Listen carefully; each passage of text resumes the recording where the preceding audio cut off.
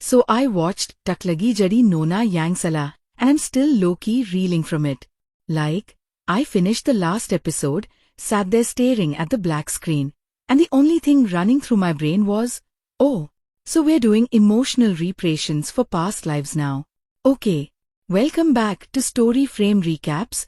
By the way, if you love living through fictional pain, screaming at your screen because a character will not stop making self-destructive choices, and then overanalyzing all of it with someone who takes this way too seriously, you're in the right place. If you're new here, feel free to hit subscribe so you don't miss future breakdowns, but no pressure. Finish this video first, see if we vibe, and then decide. Alright, let's get into it, because this drama is not playing around from the first 5 minutes. Tak Lagi Jadi Nona Yang Salah basically asks, what if the man who ruined his life by choosing the wrong woman got a second chance and realized the real person he destroyed wasn't even himself, it was someone completely innocent he barely remembered? Our May-led, Su Lin Feng, is this polished heir to a massive family conglomerate, the kind of guy who in any other drama would be introduced flanked by bodyguards in a 3-piece suit with cold elevator door sound effects. But the show actually opens with him at his absolute lowest. Bleeding, alone, phone on the floor, his so-called loving wife looking down at him with that dead calm face villains use when they finally get everything they want. The first scene is honestly brutal in a quiet way. There's no dramatic thunderstorm, no melodramatic screaming. Just Lin Feng realizing at the very end that his wife has been using him, playing him, and finally discarding him for his shares and his surname. He tries to crawl to her, asks, "Royan, why?" And she just answers, "Because you were easy." That line? It hits.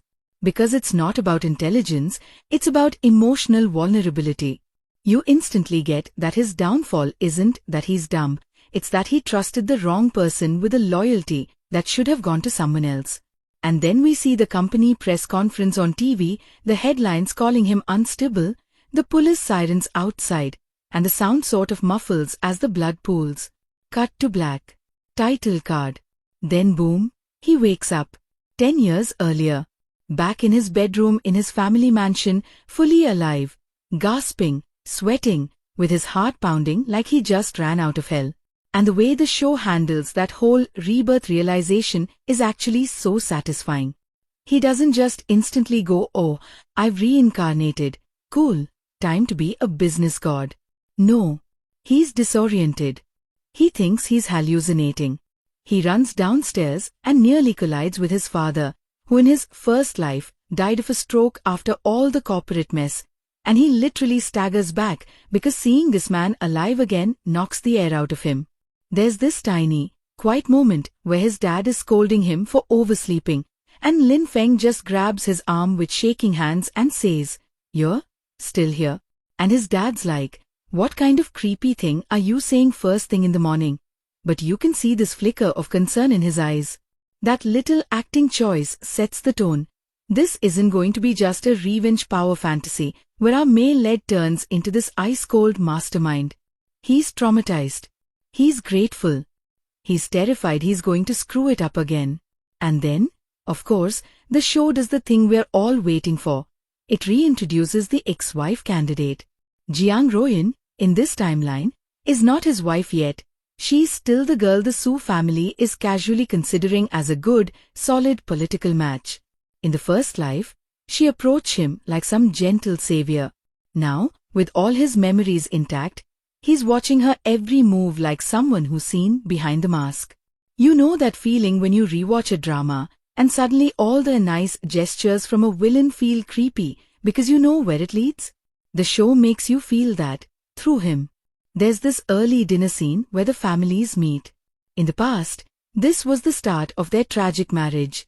This time, though, the camera stays really close on his eyes while she plays her role, apologizing for being too bold, pretending to be uncomfortable with the idea of engagement, lowering her gaze exactly at the right beats to look obedient but not weak. Lin Feng is just sitting there motionless, watching, and the sound design drops out everything except the clink of her chopsticks. It's so tense. His father is smiling, the elders are pleased, and you can almost see their old future assembling itself again like a trap snapping shut. And then he just says, very calmly, I'm not considering marriage right now. The whole table freezes. His dad looks at him like, excuse me? Royan blinks, clearly not expecting resistance this early in the game. She hides it fast with a soft laugh. But for half a second, you see the calculation in her eyes. That half second is so important. The actress nails that micro-shift from, oh dear, I'm shy, to wait, my script is not going according to plan. Now here's the thing about this drama that surprised me. It doesn't immediately toss Feng into supervillainy mode where he crushes everyone who wronged him. Instead, it anchors him to this one very specific memory, a summer day from his childhood with a little girl he barely knew. The show sprinkles these fragments in early on. Sunlight on dust, a red kite tangled in a tree, him as a young boy crying alone behind some holiday villa, and this girl bringing him melted ice cream and saying, it doesn't matter if it melts. It's still sweet. He never even knew her name clearly. He called her Exio Yue because that's all he remembered from her mother shouting from a distance. Back in the new timeline, as he's scrambling to avoid all his old mistakes, he bumps, literally, into Lin Exive. She's carrying this stack of design portfolios, walking way too fast because she's late for a part-time job interview, and he steps out of a car at the wrong moment. Papers everywhere. He bends down to help, their hands touch, yada yada. But what actually sells it is not the cliché, it's the way sound warps. The crumple of paper, the distant noise of traffic, and then, buried under it, the echo of that kid voice calling, Big brother, don't cry. He freezes. Exive, on the other hand, has no clue who he is. To her, he's just some absurdly well-dressed, unknowingly unmoved CEO blocking the sidewalk. She snaps, if you're not going to help, at least stop stepping on my work. Because yes, our female lead actually has a backbone and a temper, thank God. There's this tiny pause, and then he lets out this awkward little laugh, almost disbelieving, and starts picking things up. You can see it on his face. He's seeing the same eyes from his memory on a grown woman. But he doesn't say anything. How do you even start that conversation? Hi, I think you were the kid who once gave me melted ice cream 20 years ago and have been emotionally haunted by you ever since? Exactly. What I love is that the drama doesn't rush their bond.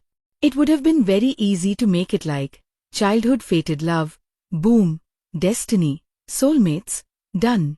But Exive is busy surviving. She doesn't have time to be anyone's manic pixie healing device.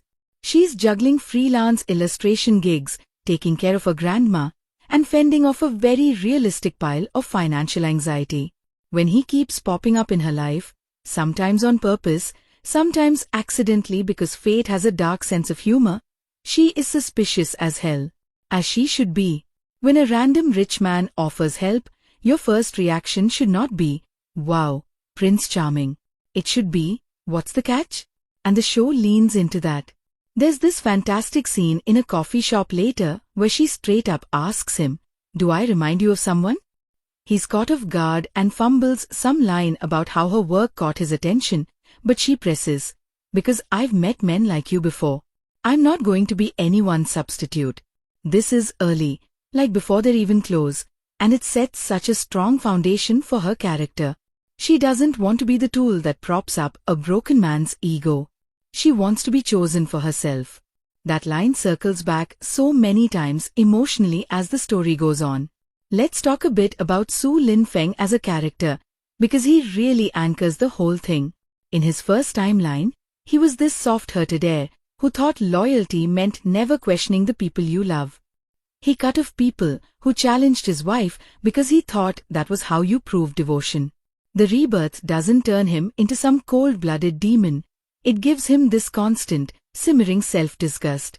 Every time he remembers how badly he misjudged things, you can see him fighting the urge to overcorrect hard. There are scenes where he's so sharp, so ruthless in meetings, you think he's overcompensating just to prove to himself that he's not that naive guy anymore. One of my favorite early sequences is when he starts preemptively blocking the business moves he knows will ruin his family in the old timeline. There's this investment his uncle pushes, involving a chemical plant project in a rural town, which in his old life led to some scandal, environmental damage, lawsuits, his dad's breakdown, the works. This time, Feng walks into the boardroom and just dismantles the whole plan with brutal clarity, throwing numbers and future predictions like he's reading a cheat sheet. The older executives are impressed but wary. His uncle is furious, and Feng, who used to be passive in these meetings, is suddenly laser-focused. But the show is smart. It doesn't present it as if his future knowledge is a free magic card. Every time he changes one thing, other things shift around it. The rival that bankrupted him in the previous timeline doesn't make the exact same move now that he's blocking them. They pivot, and he has to keep adapting. There's always the slight tension that maybe he'll still lose something important, just in a different way. That keeps the stakes alive. And layered under that corporate chess game is his guilt about Xive. The big punch in the gut reveal, which the drama slowly leads us toward, is that in his first life, he never actually met her as an adult, but his company did. That rural town with the chemical plant? That's where her family lived. He finds this out in the new timeline through a series of very painful discoveries. There's one late-night scene in his study where he's going through the old files, trying to see all the side effects the project had in the original run, and he finds an internal report about compensation claims. On the list of names, there's Xive, age 22, hospitalized, and next to it, a scribbled note from a lawyer basically instructing them to delay until the claimant gives up. And he remembers how, in his old future, that file never crossed his desk because Royan and her people filtered it. That's when the title of the show really lands emotionally. Tak lagi jadi Nona yang Salah. No longer making the wrong girl the one to blame, no longer choosing the wrong woman to protect while an innocent one dies in the background. He realizes that while he was busy defending his wife publicly from baseless rumors and screaming at the press, there was this young woman quietly fighting for basic justice, overlooked and destroyed by the machine that bore his family name. And he never even knew. It's actually worse than if he'd directly hurt her, because indifference can be so much more chilling than open cruelty. What makes his arc interesting is that he doesn't suddenly turn into this heroic savior for Xive just because he knows what happened. At first, he almost treats her like this living apology he needs to make. He's overprotective, overly generous, subtly trying to rearrange her life so all the bad things never come near her again. He buys out the building where her grandma's little rental room is to keep rent from going up, but he does it under some company shell so she doesn't know. He steers big clients toward her illustration work. He's playing God. And you know what? The drama calls him out on it. Hard. There's a scene around the middle where Xive finds out that he's been behind half the lucky breaks she's gotten. She goes from stunned to furious in about 3 seconds. She tells him, "I worked so hard to believe I got here on my own. Do you know what you just stole from me?" And that line cuts deep. For a guy who spent one lifetime losing everything, he doesn't understand at first that taking away someone's struggle can also be taking away their sense of self. That whole confrontation is so raw. She is crying, but not in this begging, pathetic way. It's this angry, betrayed, "I thought you saw me," not just your guilt kind of tears. And he just stands there silent because there is no defense. He did it. His intentions were warped, even if he meant well. Xive herself is honestly one of the better female leads I've seen in this sort of rebirth setup. From the description, you might think she's the classic pure white lotus who heals the broken CEO with her sunshine. She's really not. She's kind, yes, but it's a choice, not a default setting. You see moments where she wants to snap harder, where she's tempted to be selfish or petty, but she pulls herself back, not because good girls don't get angry, but because she's very clear about the person she wants to be. She's got this line with her best friend early on where she says, "If I let bitterness decide everything, I'm just handing my life over to people who hurt me. I don't like them that much." That made me laugh and hurt at the same time. Her backstory is rough without being misery porn. Her dad bailed early, Her mom worked herself sick, her grandma's the one constant. She's had people look down on her since school for being poor, for showing up to events in the same shoes 2 years in a row.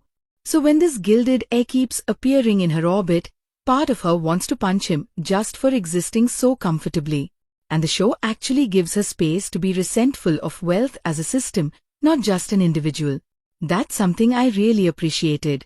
It's not like, oh, but he's a nice rich guy, so capitalism is okay. There are these quiet exchanges where she challenges him on the very structure of his world, and he has to either defend it or start tearing it down from the inside. And neither of those options is easy. Now, since I'm raving about characters, I've got to talk about Jiang Royan, the ex-wife, the ticking bomb in this new timeline. She is such a fascinating kind of awful. In too many dramas, the scheming ex is just this shrill caricature who exists to be slapped in slow motion. Here, Royan is terrifyingly calm. She grew up poor, she watched doors close in her face, and somewhere along the way she decided that love is an investment and people are ladders. Does that excuse what she does? Absolutely not. But the show lets you see her logic from the inside. We get small glimpses of her past in episode-long flashbacks scattered across the middle of the series. Not to make us feel sorry for her, but to make her believable. There's a scene of her as a teenager getting humiliated in an upscale store by the salesgirl, her cheap shoes squeaking on marble while everyone laughs. She goes home that day and looks in the mirror, and you see the moment she chooses. Never again. If they hurt me because I'm weak, then I won't be weak. The problem is, in her mind, not weak becomes use everyone before they use you. So, in the old timeline, when she meets Lin Feng, soft, trusting, rich, she clocks him immediately as both a resource and a shield. In the Rebirth timeline, she starts sensing that something's off. The guy who once clung to her every word is suddenly distant. The engagement talks she expected to fall into place are delayed. And the actress plays that almost like a horror story from her perspective. Her carefully written script is being rewritten in front of her, and she doesn't know who's holding the pen. Her reaction is not instant rage, it's strategic. She adjusts her tactics. She plays more vulnerable. She tries to bump into him in coincidental ways. She even targets people around him, like his younger brother, to gain information. One really chilling moment. She volunteers at a charity event that Lin Exive's freelancing for, of all things. She accidentally spills coffee on one of Exive's pieces, apologizes profusely, offers to pay for damages, all while quietly analyzing how close Exive and Lin Feng are. Watching these two women circle each other, neither fully sure of the other's role yet, is tension gold. Exive senses something is off in Royan's smile, but she can't place it. Lin Feng, when he shows up later and sees them in the same room, looks like he's seeing a grenade in his living room. Let me talk about the acting here for a second, because this kind of dynamic only works if the cast can sell micromotions.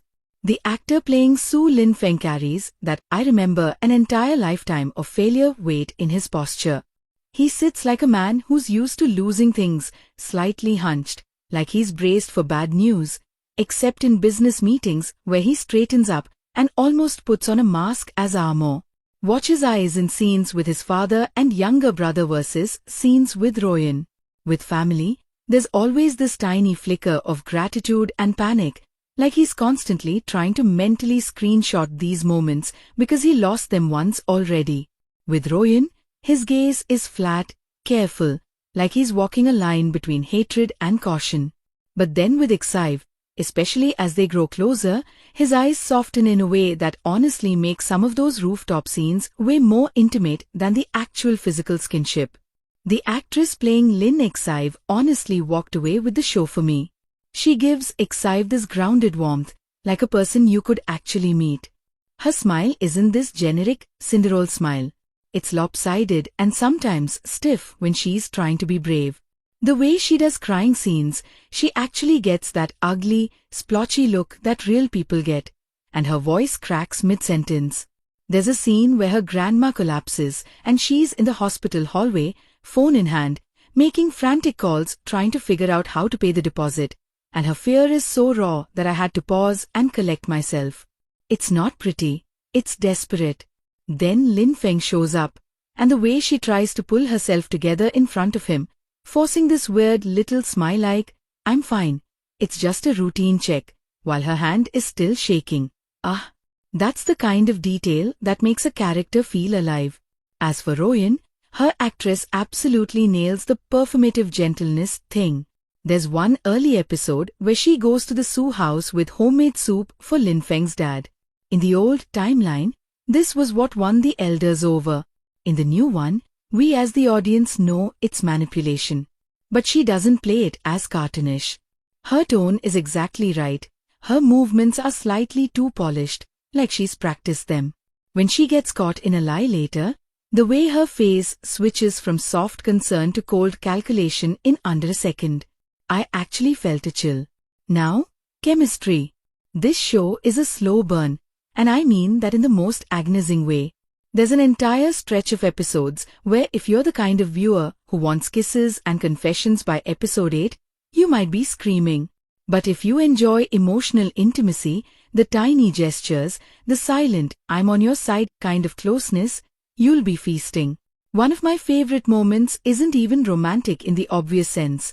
It's when Ixive and Lin Feng are stuck in a small town overnight because of a storm, and they end up sheltering in this half-finished community center his company is funding.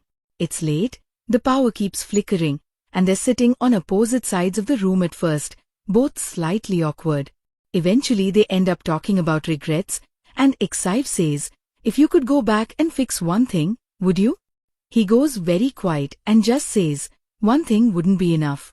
He's staring at the floor, and you can see his fists clenching, flashes of his first death scene, the headlines, his father's funeral, everything. She doesn't push. She doesn't try to psychoanalyze him. She just scoots a little closer and sits there, not touching him, but close enough that if he wanted to say more, he could. That's chemistry. That gentle space holding. Later, when they do finally confess, it feels earned. It's not this big grand gesture in front of a crowd. It's raw and a bit messy.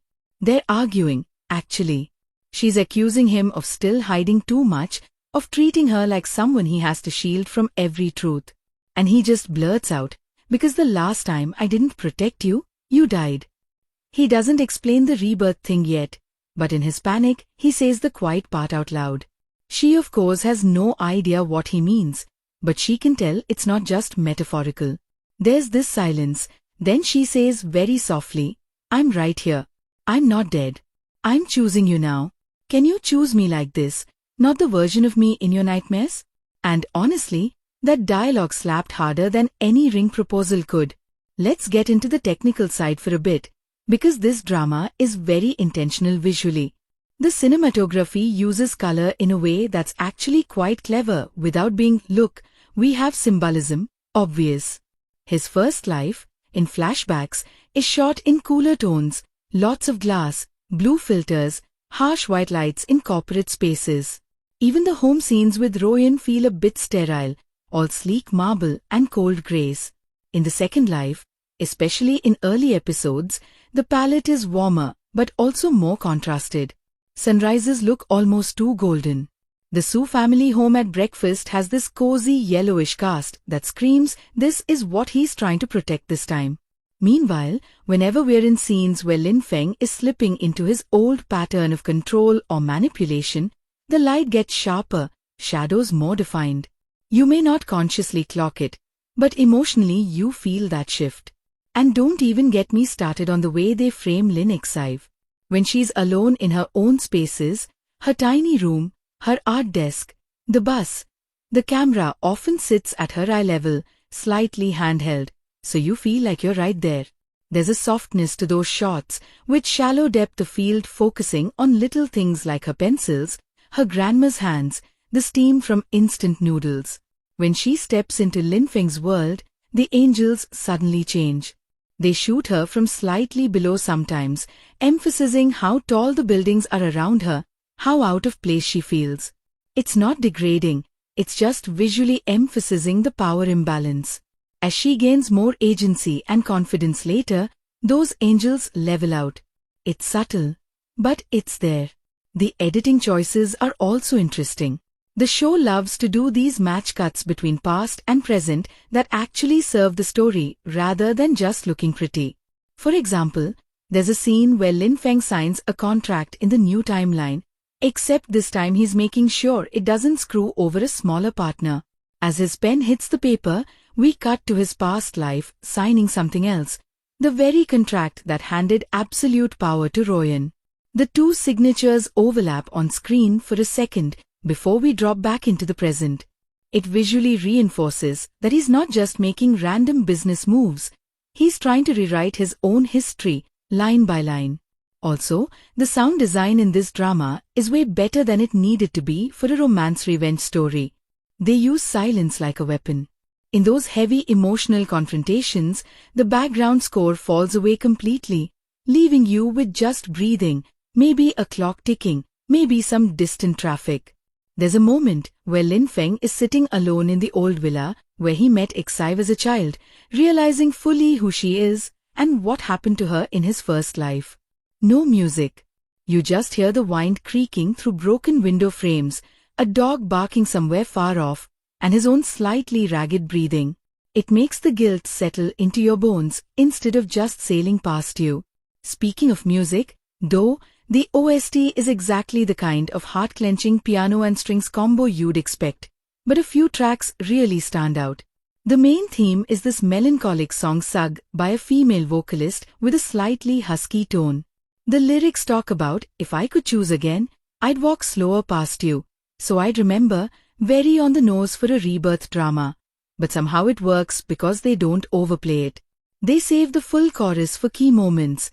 His realization of her past suffering, her decision to trust him despite all the red flags, and yes, that final episode scene, which I'm not even going to touch yet, because that's a whole meltdown of its own. I also appreciate that they have a lighter, almost whimsical motive for Xive's everyday life, a little acoustic guitar riff, some soft percussion. It pops up when she's sketching, cooking with her grandma, or goofing around with her best friend. Then, in later episodes, when those worlds collide and Lin Feng enters her space more permanently, you start hearing that motif mix subtly under scenes where he's present in her home. It's like the sound is telling you he's not just visiting anymore, he's becoming part of her rhythm. Let's circle back to the narrative structure because it's not just a straight line of he died, he came back, now he wins. The show breaks the story into almost 3 emotional arcs: repentance, resistance, and rebuilding. The first chunk, roughly episodes 1 to 10, is very much about his internal turmoil and shock. He's protecting his family from the obvious landmines he remembers, tentatively circling Xive, keeping Royan at arm's length. There's this constant question: is he going to tell anyone the truth about his rebirth? The answer, for a long time, is no, which creates its own set of problems. Secrets have a way of rotting everything around them. The middle arc, say episodes 11 to 22, is where things get messy, in a good way. His relationships start cracking under the strain of half-truths. His father notices the sudden drastic changes in his corporate strategy and starts suspecting ulterior motives. His younger brother, Su Minghao, who, by the way, is such an unexpectedly great character, this goofy younger brother, who in the first life went totally off the rails, starts to feel overshadowed all over again and pick some very bad friends. Xive, meanwhile, is struggling with her own pride versus practical survival. Does she accept help from this man who clearly cares, or does she push him away to stay independent? And Jiang Royan steps up her game, recruiting outside allies, leaking half-truth stories to the press, setting up scenarios that echo the first timeline, but with slightly different players. One standout stretch in that middle portion involves an online scandal. Because of course there's an online scandal, it's 2026, what did we expect? A manipulated photo surfaces, making it look like Xive is some homewrecker clinging to a rich married man. In the first life, you remember, There were rumors like this about some woman from the countryside that Lin Feng's team crushed to protect Royan's pristine image. Now, in this new life, history tries to repeat itself from a different angle. Watching him face the exact same type of media frenzy, but with the roles reversed, is honestly chilling. The way he reacts this time is not instantly perfect, either, which I really liked. His first instinct, and this is very in character, is to go full damage control. Hire PR firms, scrub the internet, issue a sterile statement calling it a misunderstanding. He's operating on autopilot from his old CEO training. But when Exive sees the bland statement, she's devastated. A misunderstanding? She asks. So I'm just a PR problem to be managed? That confrontation forces him to realize that if he wants to stop repeating the cycle, he can't keep using the same methods under a different banner. Eventually, and this scene is so satisfying, he goes on record himself, not just denying the rumor but naming her, acknowledging the relationship, staking his reputation on truth instead of spin. For a man with his background, that's a huge, risky step, and it feels like genuine growth rather than a stock hero clears the name of the heroine moment. And we have to talk about Su Minghao for a minute, because a lesser show would have left him as comic relief or a tragic backstory footnote. In Lin Feng's first life, Minghao spiraled into addiction and shady side deals after being constantly overshadowed and then scapegoated when the company collapsed. That guilt sits heavy on Lin Feng in the new timeline, and his attempts to save his brother are another place where good intentions nearly wreck things. At first, Lin Feng micromanages him like crazy, pulls him out of social circles, monitors his spending, shuts down his minor projects because he deems them too risky. Minghao understandably rebels. From his point of view, his older brother just turned into an overbearing control freak overnight. And the writing actually lets Minghao be right about some things. There's a fantastic blow-up where he screams, "You say you want to protect me, but you don't even respect me. I'd rather fall on my face than be your shadow." And honestly, fair. That's the moment Lin Feng realizes he's not the only one who needs a second chance. Other people deserve the space to make mistakes too. Later, instead of interfering, he offers mentorship, transparency, and, key thing, he apologizes specifically, not just "sorry I upset you," but "I'm sorry I didn't see you as your own person." That line stuck with me. Stylistically, the directing in those family scenes is so grounded. No slow-motion slap theatrics, thank God. Fights happen in cramped hallways, over dinner tables, in offices with fluorescent lighting. That choice makes the echo to real families stronger, because most of us don't have our big emotional confrontations standing in the rain outside a mansion. We have them over cold food and half-finished sentences. On the topic of visual choices again, there's a repeated motif of doors in this drama. I know that sounds like film student overthinking, but it's really there. We constantly see characters framed in doorways, eavesdropping behind slightly open doors, closing doors on each other.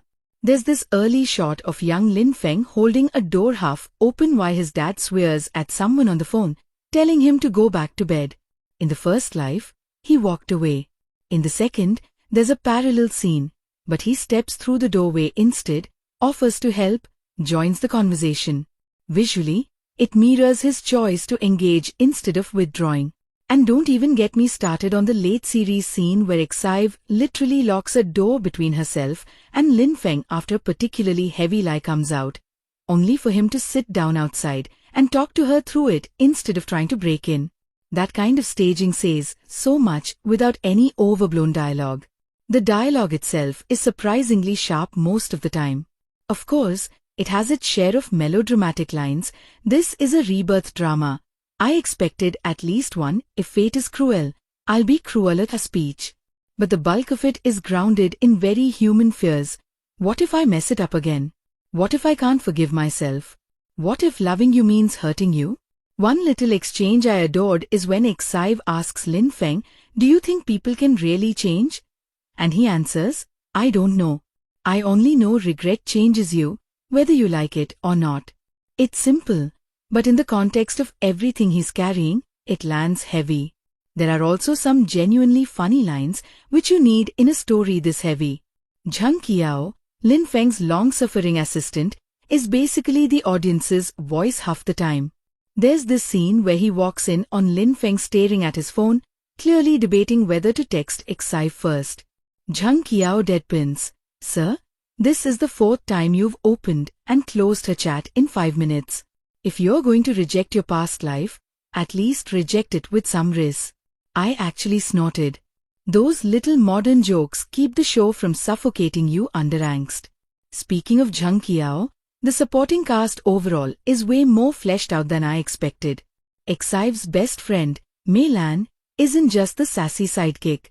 She has her own romantic disappointment arc, her own career crossroads. There's a whole mini-plot where she's offered a stable, boring office job that would mean giving up on her indie cafe dream, and Exai, instead of doing the usual drama thing of chanting, "Follow your dream, money doesn't matter," actually sits down with her and does a budget breakdown on paper. They talk very frankly about burnout, about how chasing passion when you're broke hits differently. That conversation felt so real it almost hurt. The show doesn't shame any choice. In the end, Mei Lan decides on a compromise route that makes sense for her, not just what makes a cute montage. Even the so-called villains beyond Royan have shades. There's a senior executive who in the first life helped oust the Su family from their own company. In this timeline, once Lin Feng starts making waves, we see him not as some mustache-twirling traitor, but as a man who's been passed over, resentful, yes, but also genuinely concerned about risky shifts in company policy. When Lin Feng finally confronts him, they have this low-key, almost civil argument about what a corporation owes to society versus its shareholders. It's not evil versus good, it's two worldviews clashing, profit at all costs versus responsibility, even when it cuts into short-term gain. For a show that easily could have just made him the bad board member, giving him a coherent point of view was a nice surprise. Now, not everything is perfect. I'll get into more of what didn't quite work for me later. But even in this first chunk of thoughts, I have to mention the pacing wobble around the late teens episodes. You can feel the script struggling a bit to stretch certain conflicts. There's a stretch where the same misunderstanding between Lin Feng and Exai gets replayed in slightly different settings. She feels lied to. He wants to tell the truth but holds back. She pulls away. He broods. And after the 3rd iteration, I was like, okay, writers, we get it, therapy is needed. Move. The only reason it's bearable is because the actors keep finding new notes in those conversations, but structurally, you could have trimmed an episode or two there. Still, I do appreciate that even when the story circles a bit, it usually adds some new information. A side character's motivation, a small reveal about what happened in the old timeline, or a hint of the cosmic rules of this rebirth. Because yes, the show doesn't entirely ignore the question of why did he come back? It's not heavily fantasy, but there are hints.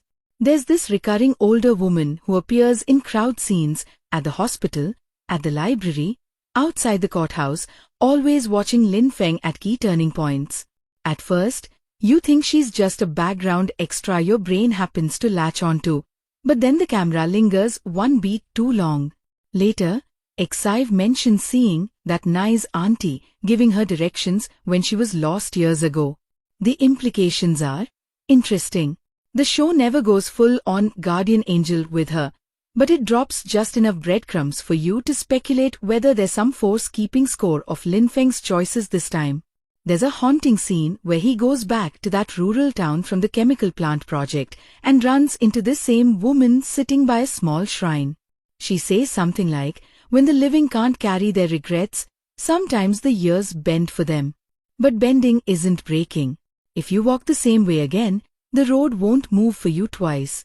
It's cryptic as hell, but it reframes the rebirth not as a guaranteed happy ending, but as a conditional chance, change or suffer again. And that brings me to one of the most interesting things about Tak Lagi Jadi Nona Yang Salah. It's obsessed with responsibility. Whose fault was the first life's tragedy? The easy answer is the evil wife ruined him. And sure, Jiang Royan did terrible, unforgivable things. But the show keeps poking. Why was he so blind? Why did the system let her win? Why was it so simple for one woman to redirect an entire corporation's moral compass? It never fully absolves Lin Feng with a victim of manipulation label. There's a scene where Exive bluntly tells him, after learning more of his past, "You were hurt, but you also hurt people. If you want forgiveness, at least look them in the eye in your own mind." That line knocked the air out of me.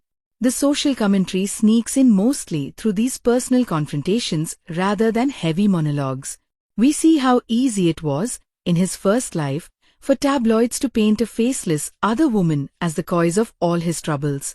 That's what the title riffs on, the wrong lady in public stories. Women are so often placed into easy archetypes: the innocent wife, the homewrecker, the gold digger. Tak lagi jadi Nona yang Salah basically flips the table and says, actually, labels are lazy, and the man in the middle has more agency than he pretends. In the new timeline, when the media tries the same trick, blaming an unnamed female figure for corporate chaos, Lin Feng's refusal to let them scapegoat some random girl feels like him consciously writing a different script this time. Visually, they even highlight this through mirrors and reflections. In multiple episodes, we see headlines reflected in glass, distorted. In one particularly clever shot, we see two different news segments on different TVs in an electronics store, one vilifying a mysterious young woman, the other discussing investor fraud. People in the store only watch the scandal, not the fraud. The show isn't subtle about what it thinks our society tends to prioritize, but honestly, I kind of like that it just goes for it. And yeah, while all that heavy thematic stuff is happening, there's still the romance threading through everything, which somehow stays tender even when surrounded by lawsuits and corporate takeovers. One of the gentlest recurring bits is their little ritual with coffee. At first, Exive brings him cheap convenience store coffee in a paper cup when he's pulling an all-nighter at the office, calling it inspiration fuel. He grimaces at the taste, but drinks it because she's watching. Later, when things between them get rocky, there's a morning where she leaves a cup outside his office without knocking. He sees it, watches through the glass as she walks away, and there's this hesitant look like he wants to chase her but can't. Much later still, after he finally comes clean about everything, he appears at her place with a thermos of coffee he brewed himself, saying, "I can't go back and drink what you gave me the first time properly, but I can at least make this for you now." It's such a simple callback, but I swear it hit harder than some of the big declarations. Costume design plays a quieter but important role here as well. Lin Feng's wardrobe shifts slowly over the episodes, and not just in the obvious, he stops wearing pure black all the time way. In the very beginning, post-Rebirth, his suits are razor sharp, dark, very controlled, 3Ps, perfect tie knots, almost like he's armoring himself. As he starts letting people in again, you see him in softer fabrics, occasionally ditching the tie, even wearing this light sweater in one home scene that made me do a double take because he actually looked like a human being instead of a corporate statue. Exive's clothes move subtly in the opposite direction, from mismatched, obviously budget-constrained outfits to more cohesive looks as her career stabilizes. She never suddenly turns into some haute couture queen, thank God. But there's a visible growth in how much space she allows herself to take up. The set design for her world is probably my favorite though. Her room is tiny, but it looks lived in. Post-its, scuffed walls, plants barely hanging on, a cluttered desk with both art tools and unpaid bills. It's not the Instagram version of poverty. It's real, slightly messy, sometimes claustrophobic. Opposite that, the Su family house is the classic rich drama mansion, but they sneak in enough quirks, a slightly dated painting his dad refuses to take down, worn spots on the stair rail where people actually touch it, to keep it from feeling like a showroom.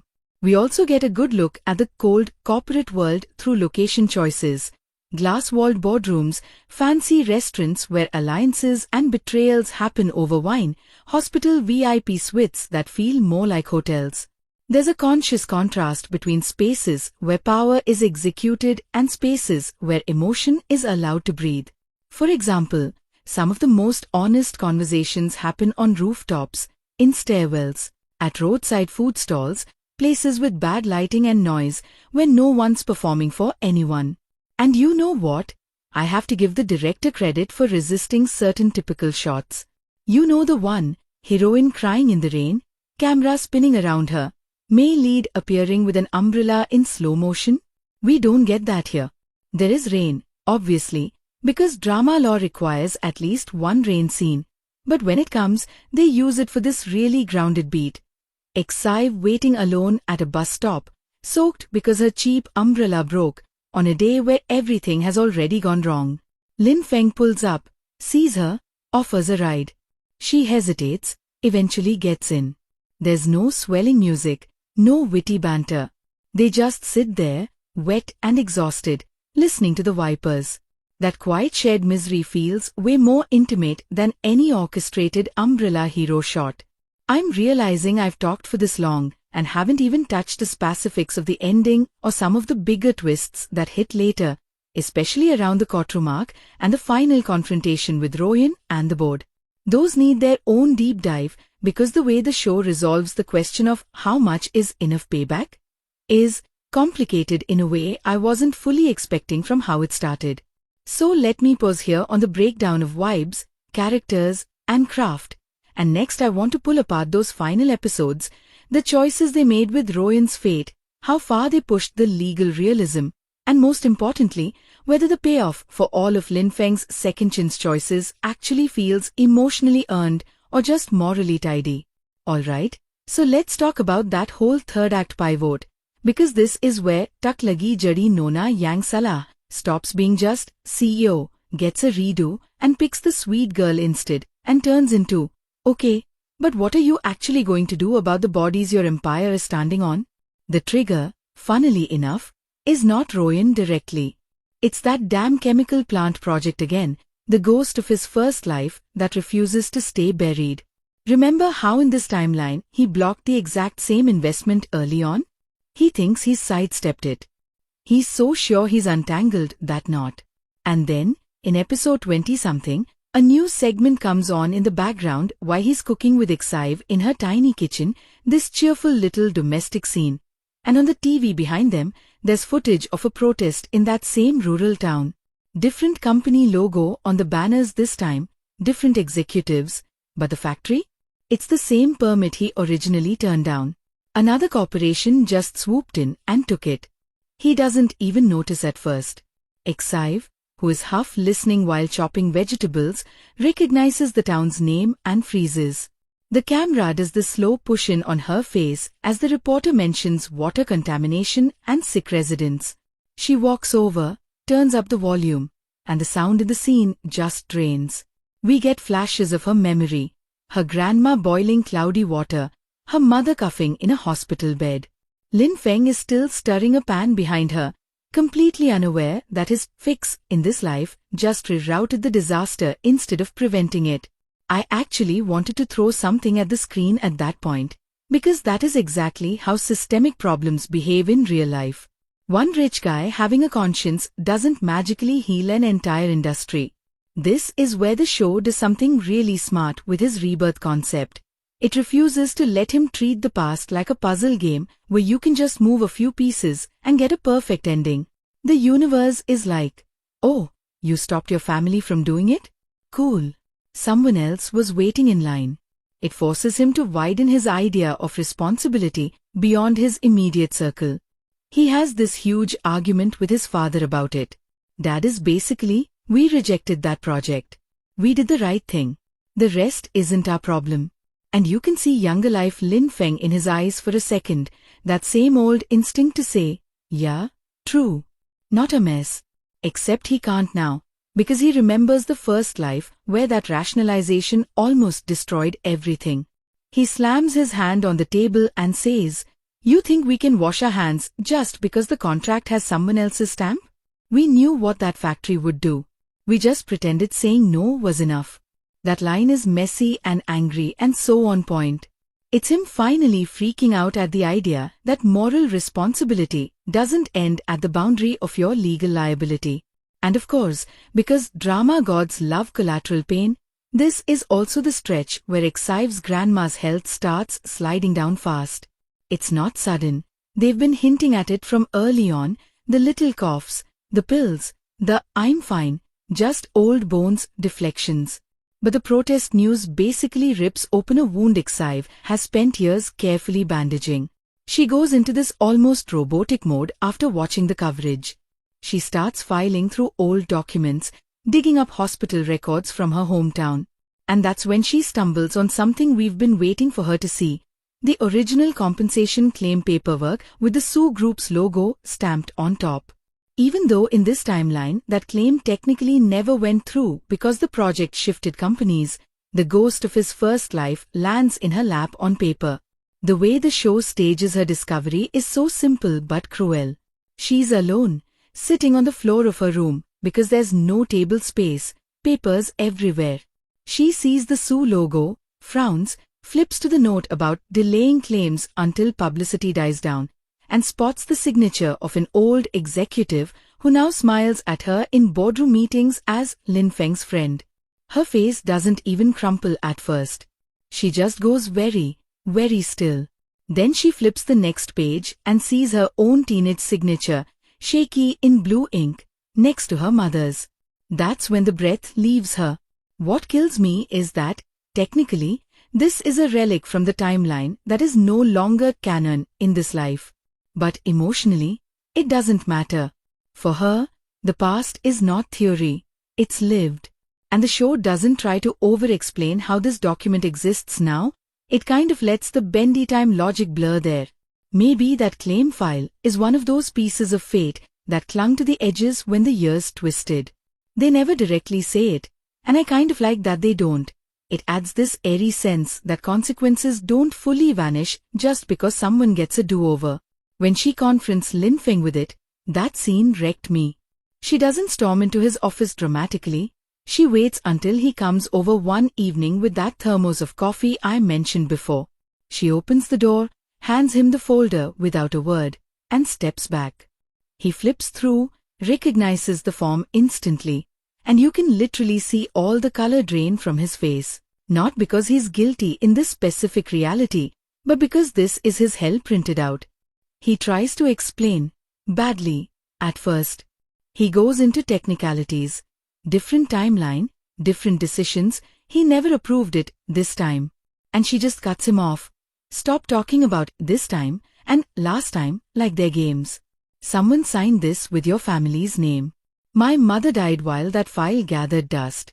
I don't care what year it was when it happened. The actress delivers that with this quiet, terrifying steadiness that honestly hits harder than a screaming fit would have. She's not even looking at him half the time. She's looking at that logo. This is also the moment he realizes he can't keep the Rebirth secret if he wants her to truly understand him. The whole house of cards is collapsing. You see him open his mouth, close it, turn away, press his hand to his face like he's trying not to scream. And then he just says, very small, I remember you dying. That's how he starts. No dramatic, I was reborn 10 years ago, speech. Just that one sentence. The confession scene is long, and thank God they let it breathe. They don't do some gimmicky flash montage of his first life. We've already been getting those in pieces. He talks. He stumbles, backtracks, grips the back of a chair so hard his knuckles whiten. He tells her about his death, about Royan's betrayal, about all the people he lost, and then about finding her in the second life and realizing, piece by piece, what his company did in the old one. The camera doesn't cut away to some cosmic light show or a judge from the heavens nodding approval. It stays on their faces, because the magic isn't the time travel. It's what it does to two regular people trying to figure out what the hell to do with that knowledge. Excive's reactions go through a full grief cycle in about 10 minutes. There's disbelief, obviously, because what do you even do when your boyfriend drops, by the way, I died once already, on a random Tuesday. Then there's anger at the sheer audacity of him carrying all this without telling her sooner. She says at one point, you talk about me dying like I'm a story you read somewhere. I was living that. That's so important. He's talking from this strange perspective of someone who remembers outcomes that technically haven't happened now, and she has to drag him back to the fact that, either way, her suffering wasn't theoretical.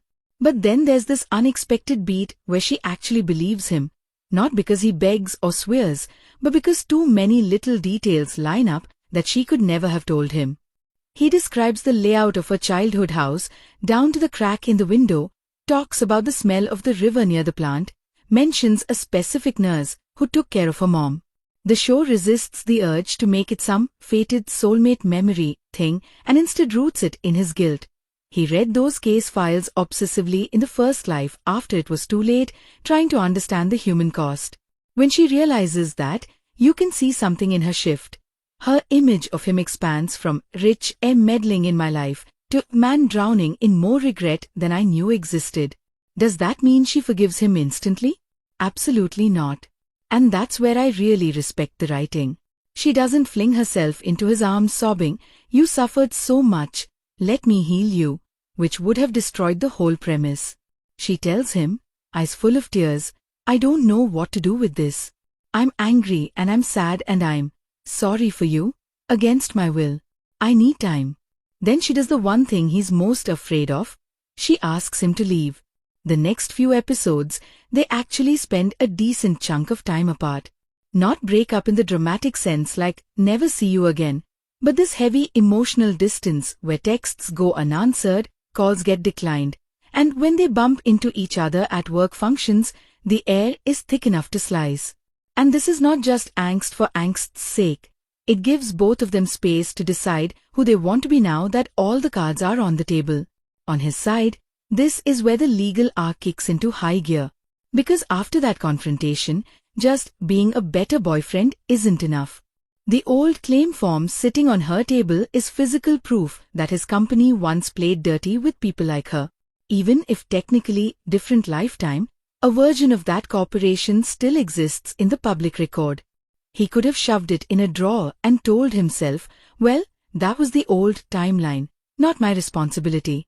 Instead, he does something that honestly shocked me. He goes to the company's legal department, slams the file down, and says, "We need to reopen every single claim related to that factory, especially the ones we buried." There's a beat where the head of legal stares at him like he's lost his damn mind. Because financially, this is suicide. You're talking about voluntarily digging up potential liabilities years after the statute of limitations, for some of them may have even passed, inviting bad press, inviting copycat suits. From a cold business perspective, this is the stupidest move. And the drama doesn't pretend otherwise. Everyone around him thinks he's gone off the rails. His uncle calls him insane. Board members start whispering about a vote of no confidence. His father, who's been slowly warming to his reformist tendencies, looks genuinely frightened now. He says, "Do you want to destroy everything we built?" And here's where that line between revenge story and redemption story becomes crystal clear. In the first half, his driving force is "I won't let Royan ruin us again." That's revenge-colored. In this half, his obsession is "I won't pretend we're innocent when we're not." That's something else entirely. Accountability. And it's not glamorous. There's no guarantee he wins. Watching a CEO choose that, fully aware that it might cost him his position, is way more interesting to me than watching him outmaneuver a board through clever contracts. The legal stuff itself is, okay, not always perfectly realistic. There are a few too convenient moments where documents are found a little too easily, or a whistleblower shows up right when they're needed. But they at least try to ground you in the actual fight. There are scenes with lawyers arguing about jurisdiction, ethics committees, the statute of limitations on environmental cases. They bring in local residents as witnesses, including this old man whose farm was ruined. He gives this monologue in court about how a man who spills poison in the river doesn't get to say "time's up" just because the calendar changed.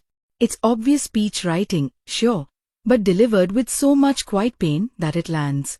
Royan, naturally, is not about to go quietly while he turns himself into some crusader. She's got skin in the game. A bunch of the old shady deals were run through shell companies she controlled in the first life. The moment she realizes he's looking backwards, not just forwards, her self-preservation kicks into beast mode.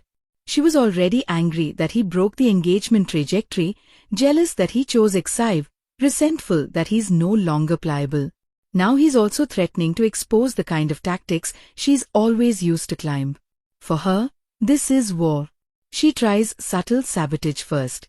Leaks to the media framing his reopen the claims move as some ploy to distract from a secret scandal. Planting stories about him being mentally unstable, reusing the exact same erratic CEO narrative that destroyed him in the first life. Those parallels are brutal. You watch news anchors use almost the same phrases, talking heads speculating whether he's fit to lead, and you can feel him relive that downward spiral in his bones. The difference now is that he has at least a handful of people in his corner who know the full picture, or close to it. One underrated MVP here is his father. I honestly thought the dad would stay in that stubborn patriarch lane all the way through. The classic, I don't understand your new morality, you're threatening the bloodline, you're not my son, vibe. But they actually let him grow. There's this scene, right after the board suggests ousting Lin Feng, where the father sits alone in his study watching an old home video. It's young Lin Feng at some school recital, stumbling over a speech about wanting to build something that helps people. The dad chuckles at the kid's bad haircut, then rewinds and rewinds the word, helps. The show doesn't spell it out, but you get it. He's realizing that somewhere along the way, their measure of success narrowed to profit and nothing else. The next board meeting, when they bring up a vote to strip Lin Feng of CEO power, the father does something I didn't see coming. He abstains. Not a full show of support, he's not a personality transplant, but he refuses to add his weight to the ousting. He says, if we taught him that this family only takes and never gives back, then maybe this mess is also on me. That humbling? That's huge for his character. And it's done in this very clipped, prideful way that still feels true to him. Meanwhile, Exive is fighting her own battle outside the boardrooms. She's not just sitting at home waiting for updates, thank God. That claim form she found? She turns it into action. She goes back to her hometown with a camera and a sketchbook, starts collecting testimonies from people who never got their day in court. The episodes where she's walking through familiar streets, filming polluted streams, drawing the faces of residents as part of a digital exhibit, are some of the strongest in the whole show. There's this montage where her illustrations are intercut with real legal files, human stories versus dry documents, and it hits. Her art, which up to this point has mostly been her survival job, suddenly becomes weaponized truth. At first, she keeps all this separate from Lin Feng. She's still furious, still unsure how to stand near him without wanting to simultaneously comfort and slap him. But of course their paths cross because story structure demands it. A small NGO picks up her project and partners with a larger firm to bring a class action. Guess whose legal department that firm has quietly contracted for consultation? Yeah, his. Their reunion in that context, across a conference table with lawyers and PowerPoints around them, is icy.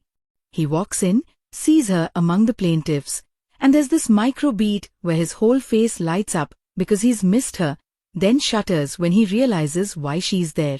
She looks him dead in the eye and says, "Today, I'm not here as your anything. I'm here as someone your company hurt. Can you respect that?" And to his credit, he nods and sits down like she just slapped a judge's robe on herself. The courtroom arc that follows might be a bit dramatized, but it's emotionally satisfying. One of the tightest moments is when the opposing lawyer tries to frame the whole tragedy as inevitable collateral of development, using all the usual corporate euphemisms. Exive is on the stand, and he basically implies that maybe her mother's illness wasn't even related to the factory. You can see her jaw clench. For a second it looks like she'll break down. Instead, she pulls out one of her drawings, a sketch she made as a teenager of her mother lying in the hospital bed with machines strapped everywhere, and says, "I drew this the night a doctor told me our water was poison. It was the only way I knew how to remember it." You can argue about evidence, But you can't argue me out of my own memory. Is that how actual court works? Not exactly. Would any judge allow a random sketch as evidence like that? Probably not without groundwork. But thematically, it's perfect. This entire show is about memory and what you do with it. Feng has a whole extra life's worth of it. Exive has this one scarred timeline. In that moment, her single life's pain is weighted just as heavily as his accumulated regret. That balance feels right. Now, Royan's unraveling in parallel is some of the best villain comeuppance I've seen in a while, not because she gets thrown off a metaphorical cliff, but because the thing she values most, control of her own narrative, slips out of her hands. She tries to spin the trial as his vanity project, leaks doctored audio clips implying he's using victims for personal redemption. When that starts to fail, she pivots to appealing to his old weakness. She shows up late at night, all soft voice and teary eyes, whispering, "We can still fix this together. We were a good team once." And for one terrifying second, the show lets him wobble. You see him look at her and flash back to certain good moments in their first life.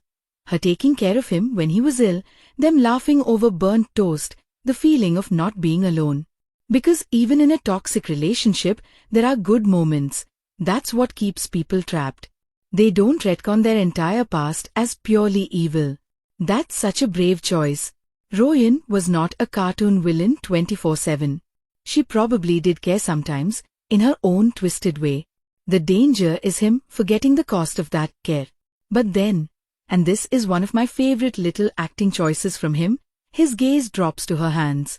In his memory, those are the hands that let his own slip off a balcony rail, metaphorically speaking. He notices that even now, while pleading, her fingers are perfectly steady. No real fear, just performance. He quietly says, "The worst mistake of my life was believing you were my only option." That's it. No screaming, just a door closing, emotionally and literally, as he walks away and leaves her in the corridor. Her final fall is not a single dramatic arrest scene but death by 1,000 exposures. The court case drags out documents that tie her shell company to backdoor payments. A junior accountant, she bullied flips and testifies.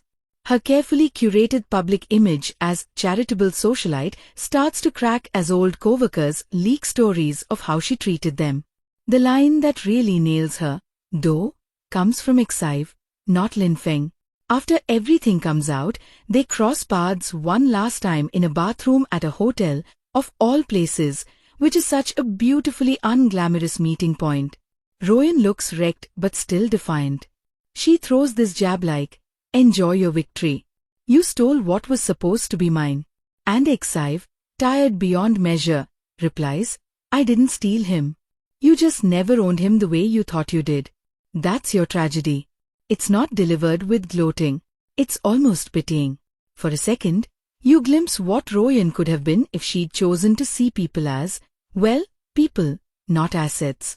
Do they send Royan to jail? Yes, but not in this morally explosive, rot in prison sense. The show doesn't linger gleefully on her being led away. There's a short news clip, some legal jargon about fraud and obstruction. The more poignant image is her sitting alone in an interrogation room, perfectly lit, no makeup, staring down at her reflection in the metallic table. No one screams at her there.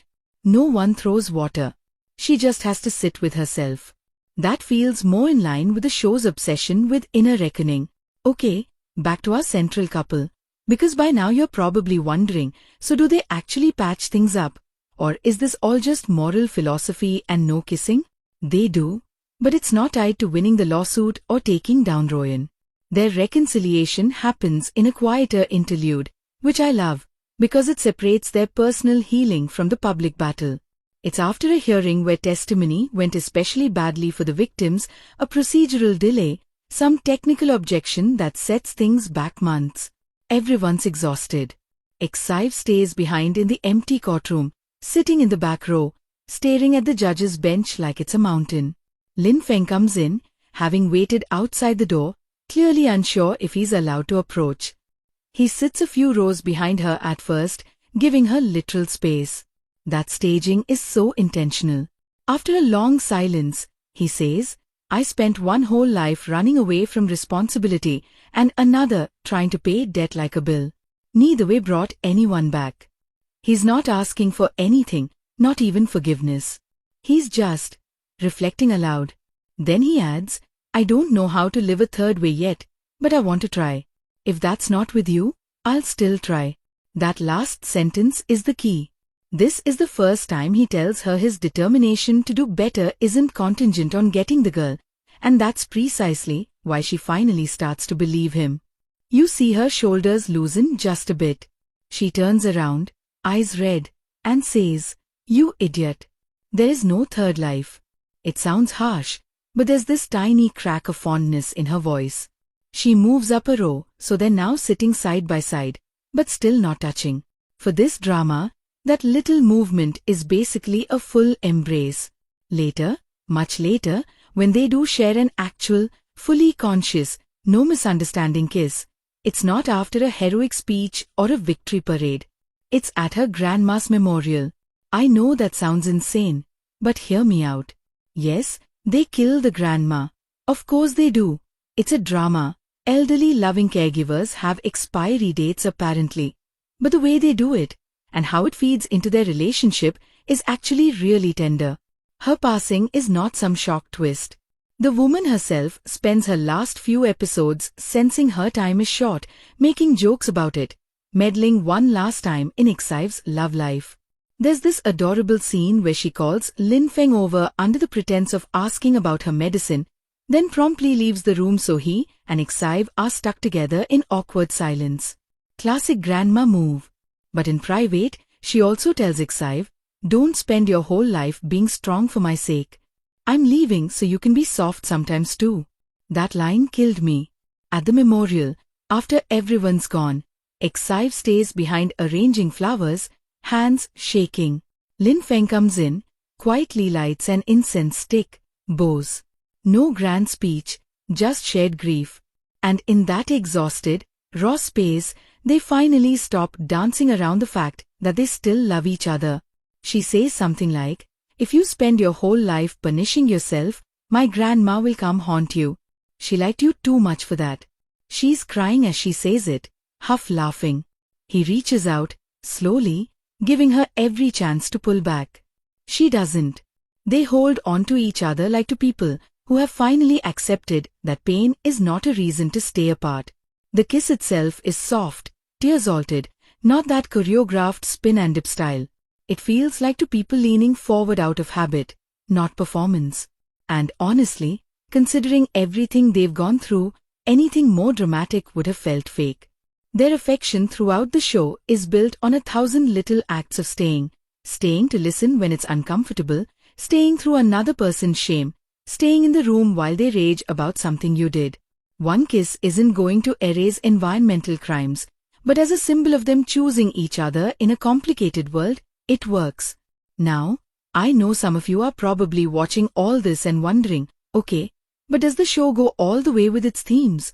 Or does it chicken out at the very end and wrap everything up in a neat little bow? The answer is, sort of in between. It doesn't go grimdark, everyone pays and nothing gets better, but it also doesn't hand Feng a clean slate and a happily ever after with zero residue. Yes, they win portions of the lawsuit, but not everything. Some claims get thrown out on technicalities. Some residents accept settlements that are lower than what they deserve because they're tired and old and just want peace. The company, under Feng's push, sets up a long-term fund for cleanup and medical aid. But the narrative is very clear. Money is not a miracle. A shot of kids playing near a still-damaged river at the end makes that clear. Real harm leaves scars. Career-wise, he doesn't stay the unchallenged king of the corporation either.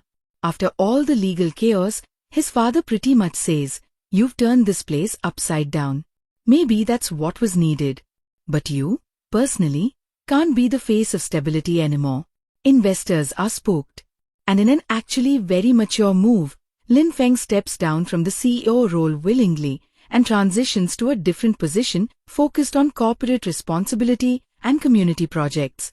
That isn't as flashy as the "I rule the empire" Plus I'm morally right, ending some viewers might have wanted. But it fits the show's whole vibe of shifting what power even means for him. He doesn't need the top chair to be who he's decided to be.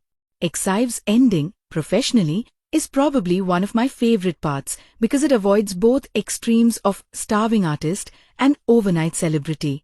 Her documentary art hybrid project gains attention through the trial, yes, but it's not like she becomes some global sensation. She gets enough recognition to land stable commissions, collaborate with NGOs, maybe hold a small gallery show. More importantly, she has choices now. No more picking between paying rent and buying decent paper.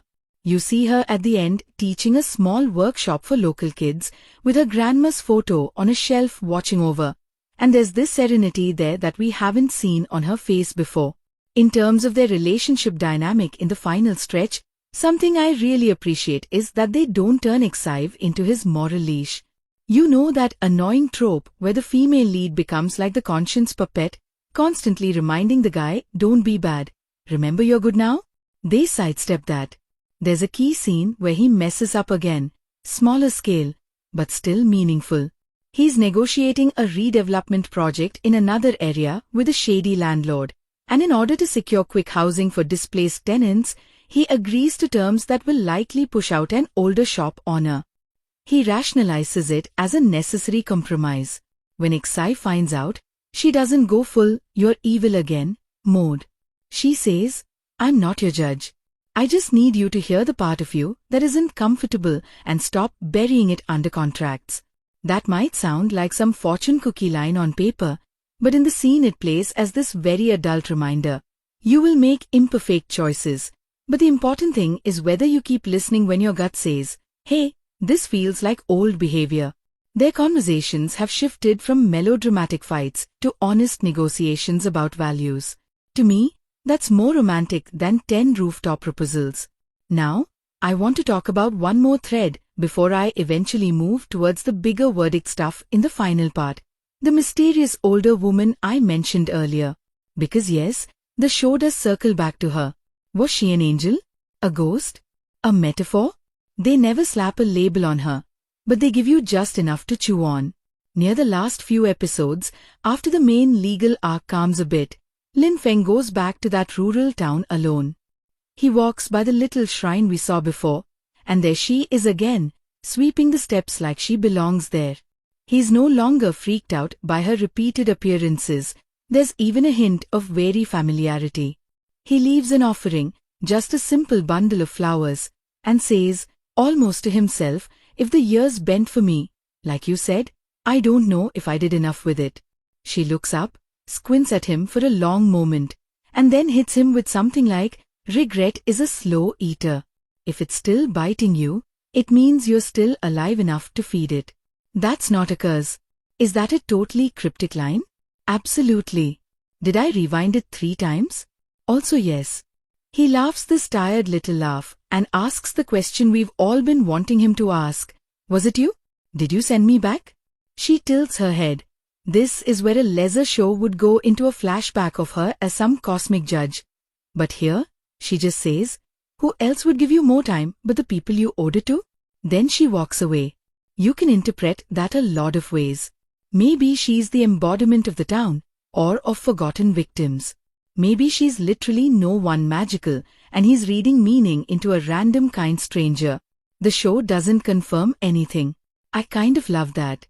Keeping that slightly supernatural edge unpinned lets the story stay more about human choices and less about a fantasy rulebook. It also threads nicely into the visual of Exive later going to that same shrine at the very end, leaving her own flowers, as if she's acknowledging the weirdness and the weight of everything that's happened without needing a diagram. From a craftsmanship point of view, those scenes with the older woman are shot in this very earthy, grounded way. No halo lighting, no weird filters. She's wearing plain clothes, her broom is old and frayed, the shrine is modest. The sound here is heavy on crickets, wind, distant dogs, that sort of thing. It feels like the show saying, if there are miracles, they look like this, ordinary, almost unnoticeable, happening in the margins. Alright, I've been mostly praising or at least admiring specific choices, so let me poke at some of the things that didn't quite land for me in this back half, because it's not flawless and I don't want to sound like I've joined its fan club without a membership exam. First off, the corporate realism, like I hinted, gets wobbly. There are scenes where billion-level deals are signed in what looks like a co-working space conference room with the signatures and a handshake, and I'm sitting there going, where are the 20 other lawyers? Where are the regulators? I know, drama time is short. You can't show every due diligence meeting. But sometimes the shortcuts are so blatant they pull you out. There's a particular bit where overnight, because of one news story, stock prices plummet, the board calls an emergency vote, and one speech completely changes everyone's mind. I'm sorry, no. Investors in reality have the attention span of gnats and the memory of elephants, not the other way around. The legal stuff too, while emotionally satisfying, sometimes dips into law and order, drama edition. A witness bursts into the courtroom right at the perfect moment with a piece of evidence that somehow no one else uncovered. The judge delivers these eloquent, almost poetic lines when issuing orders that made me cackle a little, because most judges I've seen barely string 3 adjectives together in a ruling. If you're someone who needs your legal plots airtight and brutally accurate, you're probably going to be rolling your eyes here and there. For me, the emotional truth was strong enough that I forgave most of it. But yeah, it's not documentary level. Second, there's this small side plot with Mei Lan, ex-Ive's best friend, and a potential love interest in the latter half that felt tacked on. They bring in this journalist who's covering the lawsuit. He and Mei Lan bicker a bit, share a couple of late-night editing sessions. There's clearly something sparking, and then it kind of fizzles with a vague hint of maybe someday. On one hand, I like that not every relationship is forced to fully bloom on screen. On the other, the amount of screen time they gave him in the back half made me feel like they started writing a proper romance and then cut it in post. Some of those minutes could have been spent fleshing out other emotionally rich threads instead of him making cheesy, only print truth comments. Third, and this might be controversial, I think they slightly chickened out with Royan at the absolute end. Not in terms of legal consequences, those were decent, but in how they shaded her inner world. We get one short flashback montage of her as a kid again, alone in that shop, cleaning floors, listening to rich customers gossip. Then we snap back to her in prison uniforms, sitting on her bunk, staring blankly. And that's it. I wanted one real scene of her actually wrestling with herself, not just visually mirroring the poor child to jailed woman arc. To be fair, the show's focus is not on rehabilitating her, and maybe giving her an extended introspective scene would have pulled sympathy in a direction they didn't want. But considering how much effort they put into making everyone else's inner shifts feel layered, the end of her arc feels abrupt.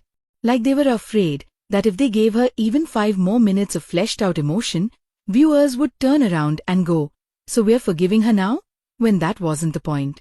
I get it, but it still left a slight hollow note in an otherwise well-handled downfall.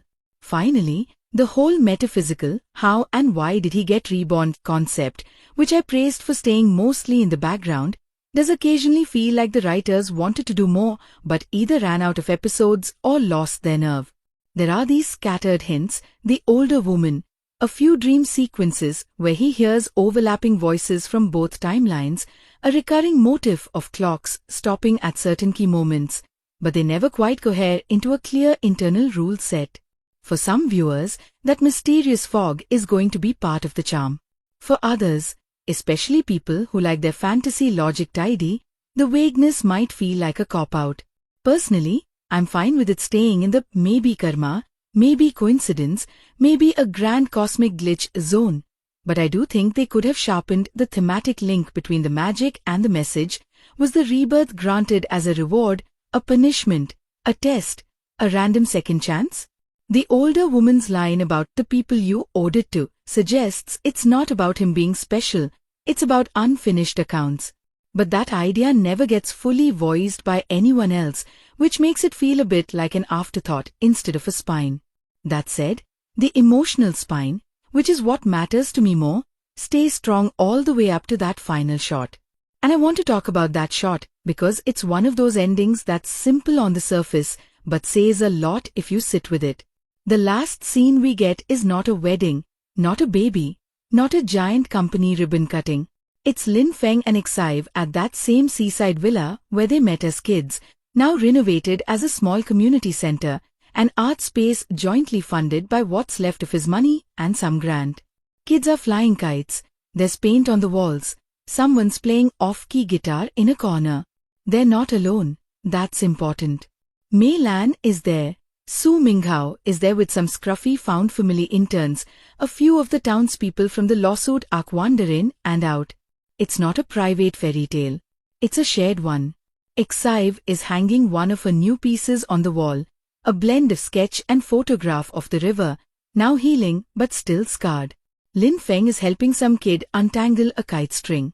The kid complains, it's too hard, and he laughs and says, then we do it slowly.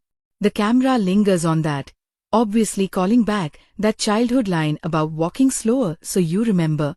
Then, in a mirror of the very first childhood flashback, Xive brings over 2 ice creams from a cooler, both already starting to melt in the sun. She holds one out to him, grinning, hurry up before it turns into soup. He takes it, looks at the drips, and says, it's still sweet, echoing exactly what she said as a kid without even realizing he's quoting her. She catches it, though.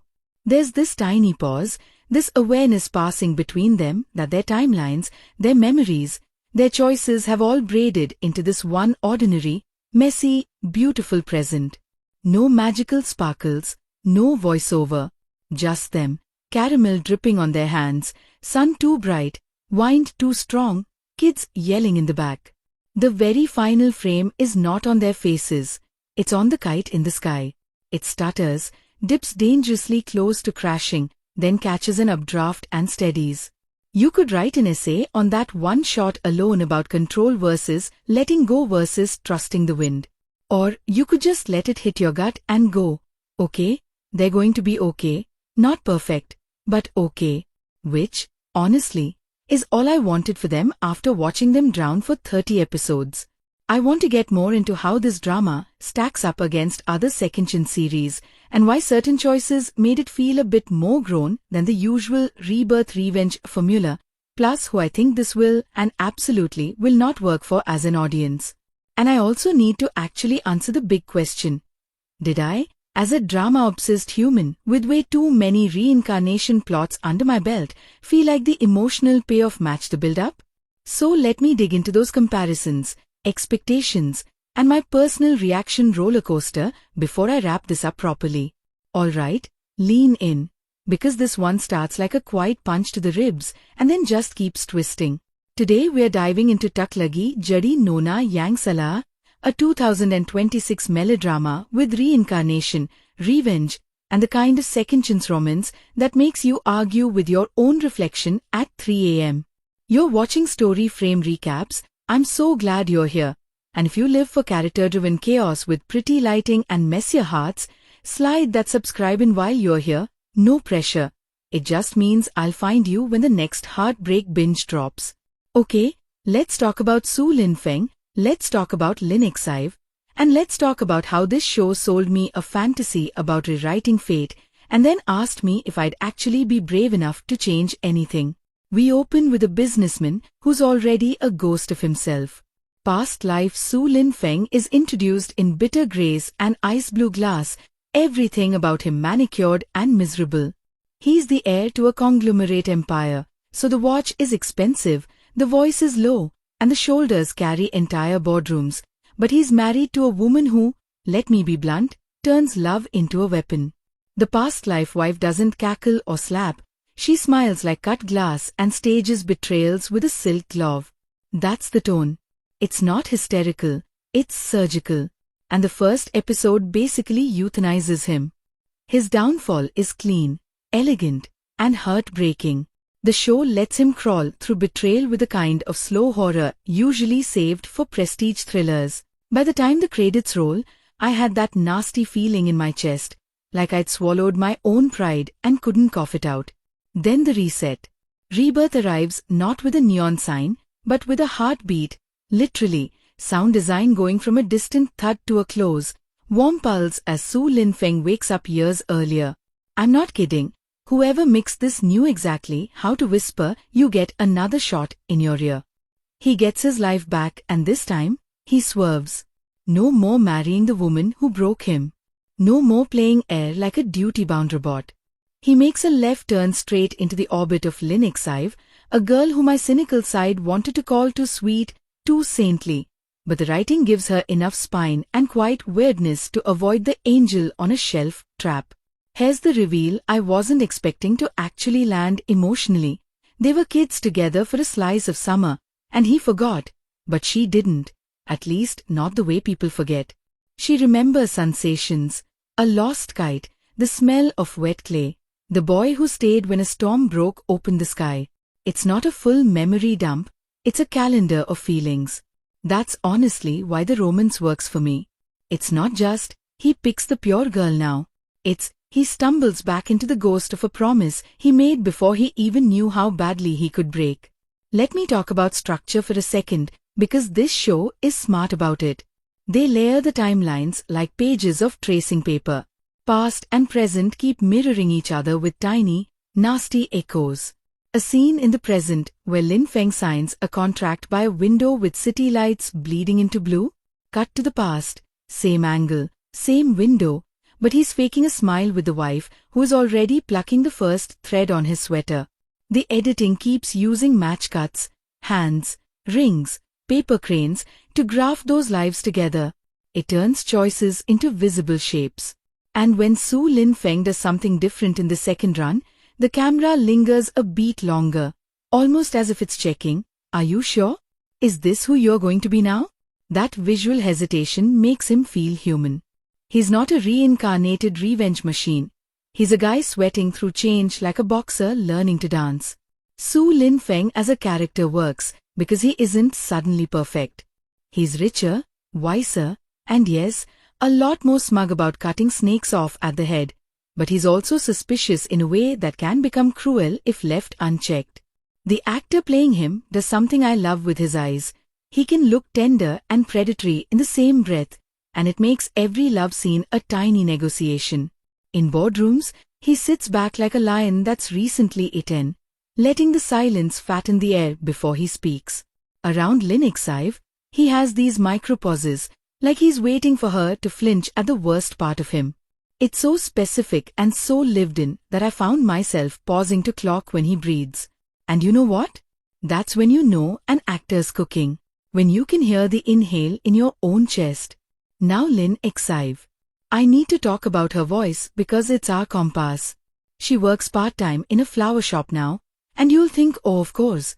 But wait, the show doesn't make her a manic pixie in a greenhouse of metaphors. It shows her balancing receipts in ink-stained fingers, it gives her depths, it gives her a late bus, it gives her a temper when people interrupt. She's the kind of good that comes from deciding to be kind in a world that keeps snatching the nearest rug. When she starts recognizing strains of the past, the odd alignment of a street vendor's bell, a jar of marbles, his childhood scar, she doesn't swoon. She interrogates her own sense of déjà vu like a scientist with a heart. There's my girl. And when the chemistry starts brewing, it's not frantic, it's gravitational. Their first almost confession scene in the conservatory? The way the camera circles them past a slow-dripping fountain and caught the reflection of her face inside his watch crystal? I might have actually gasped. And I don't gasp. I snark. Let's address the past life wife because this is where the show stumbles toward brilliance. In lazy writing, she'd be a cartoon cobra. Here, she's maddeningly real. Cool, cultured, flinty. I can already hear the comments saying, I hate her, but I get her. She grew up learning to survive by precision. Her father ran scams dressed as etiquette. Love, to her, is leverage dressed as trust. The actress delivers lines like poisoned honey, and I caught at least 3 moments where the mask cracked at the edges. In the present timeline, when Lin Feng avoids her like she's a lit fuse, she starts spinning. Watching her push against fate's new architecture, You know how satisfying that is? It's like seeing someone try to run through glass they can't see. You get a perfect storm of pity and loathing, which is the sweet spot for a memorable antagonist. She becomes less evil X, and more if you never got a second chance. How would you try to steal one? I loved that the show let her be dangerous without letting her be the only danger. The supporting cast is a garden of tiny knives. There's Lin Feng's best friend / CFO, the kind that makes gallows humor sound like therapy. He functions as the voice of reason with spreadsheets, and there's a scene where he's half-drunk at karaoke, mumbling about how second chances are just new ways to lie to yourself, and I wanted to scratch that into a notebook. Then you've got Lin Feng's father, an old-school titan who confuses love with control. Every conversation between them is strategy disguised as family, and the blocking has them in parallel lines, never intersecting, until that episode where they finally break their geometry and stand face-to-face in the rain. Yes, it's a drama cliché. No, I don't care. The way the lighting cut across the father's cheekbones like prison bars? Enme. Lin Xive's world is quieter, but arguably richer. Her grandmother is a retired literature teacher who folds grocery lists into paper cranes and stores them in a jar. And when Xive asks why, she says, "So I can look back at what I thought I needed and what I actually lived without." That line hooked into my ribcage. Xive's best friend runs a tiny night market stall, smuggling in levity with hot broth and honest glares. We also get a second male lead, the gentle paramedic, who was there during Xive's childhood accident. And if you're rolling your eyes at a love triangle, same, but this one isn't a plot tax.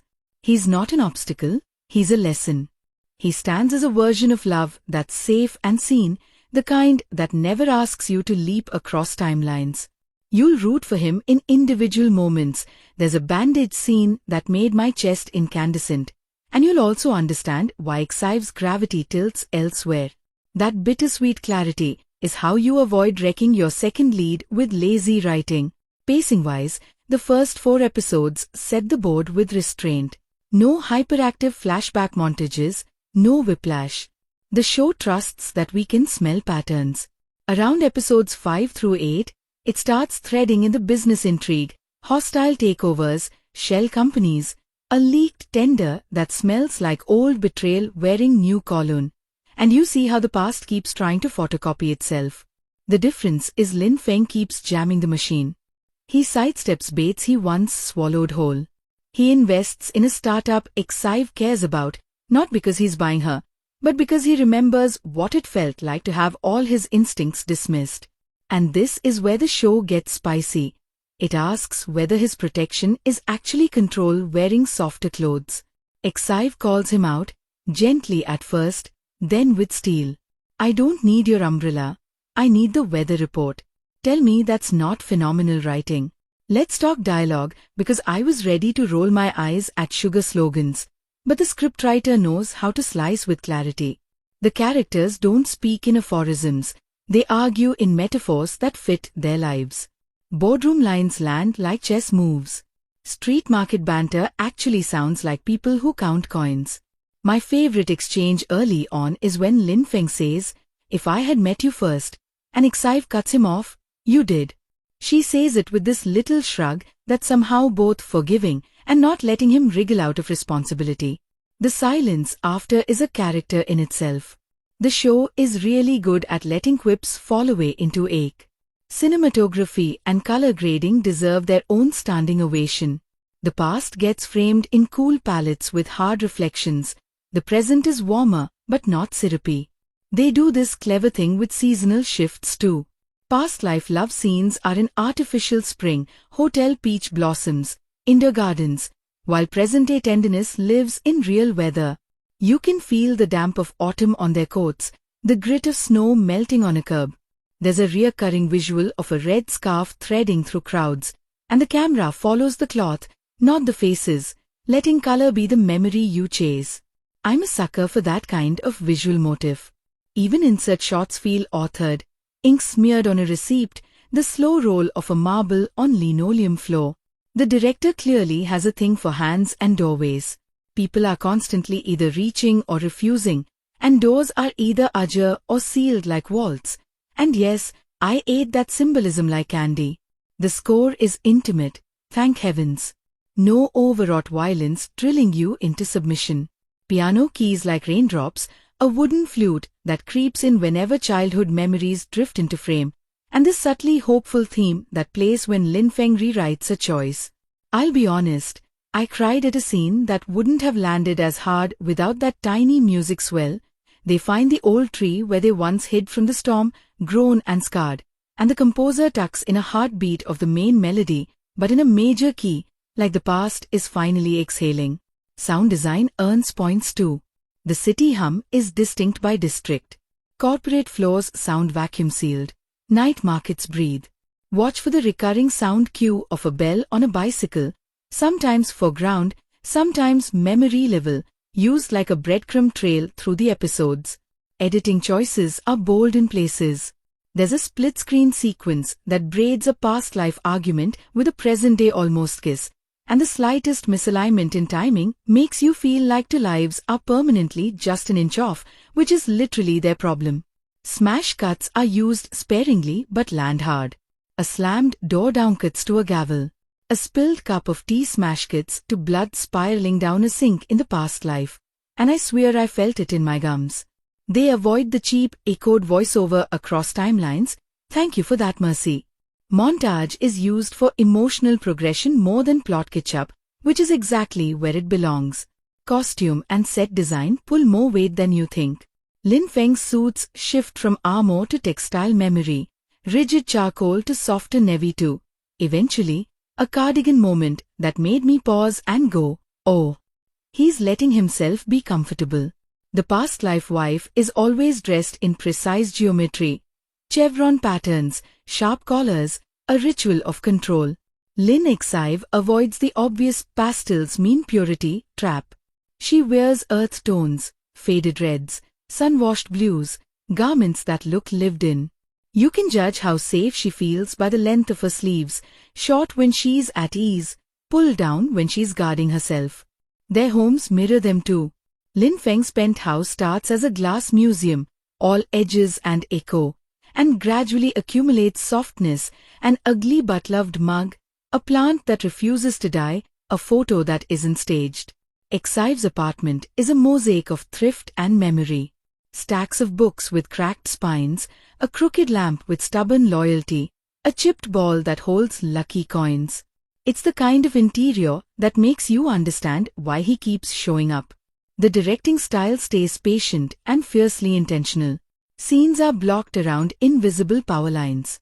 One of my favorite staging moves happens in a boardroom when Lin Feng deliberately takes the junior chair and watches men with generational arrogance talk themselves in circles, trying to understand why their old tricks bounce off him. In romance scenes, the director isn't afraid of space. They let shoulders angle, let knuckles hover. A breath is an event. It's old-school restraint in a binge-hour climate, and I respect it. When the camera finally rushes in for a close, you feel the permission being granted, not just taken. And holy plot twists, they did not slack. There's a reveal around episode 12 that recontextualizes a childhood scene without undercutting it. You learn why their memories don't line up cleanly. And it's not amnesia, it's guilt. That's such a smarter choice. We get answers to why Lin Feng never remembered the girl by the storm tree, even though she remembers the boy with the muddy shoes. The explanation is actually a case of mistaken identity that morphs into chosen identity.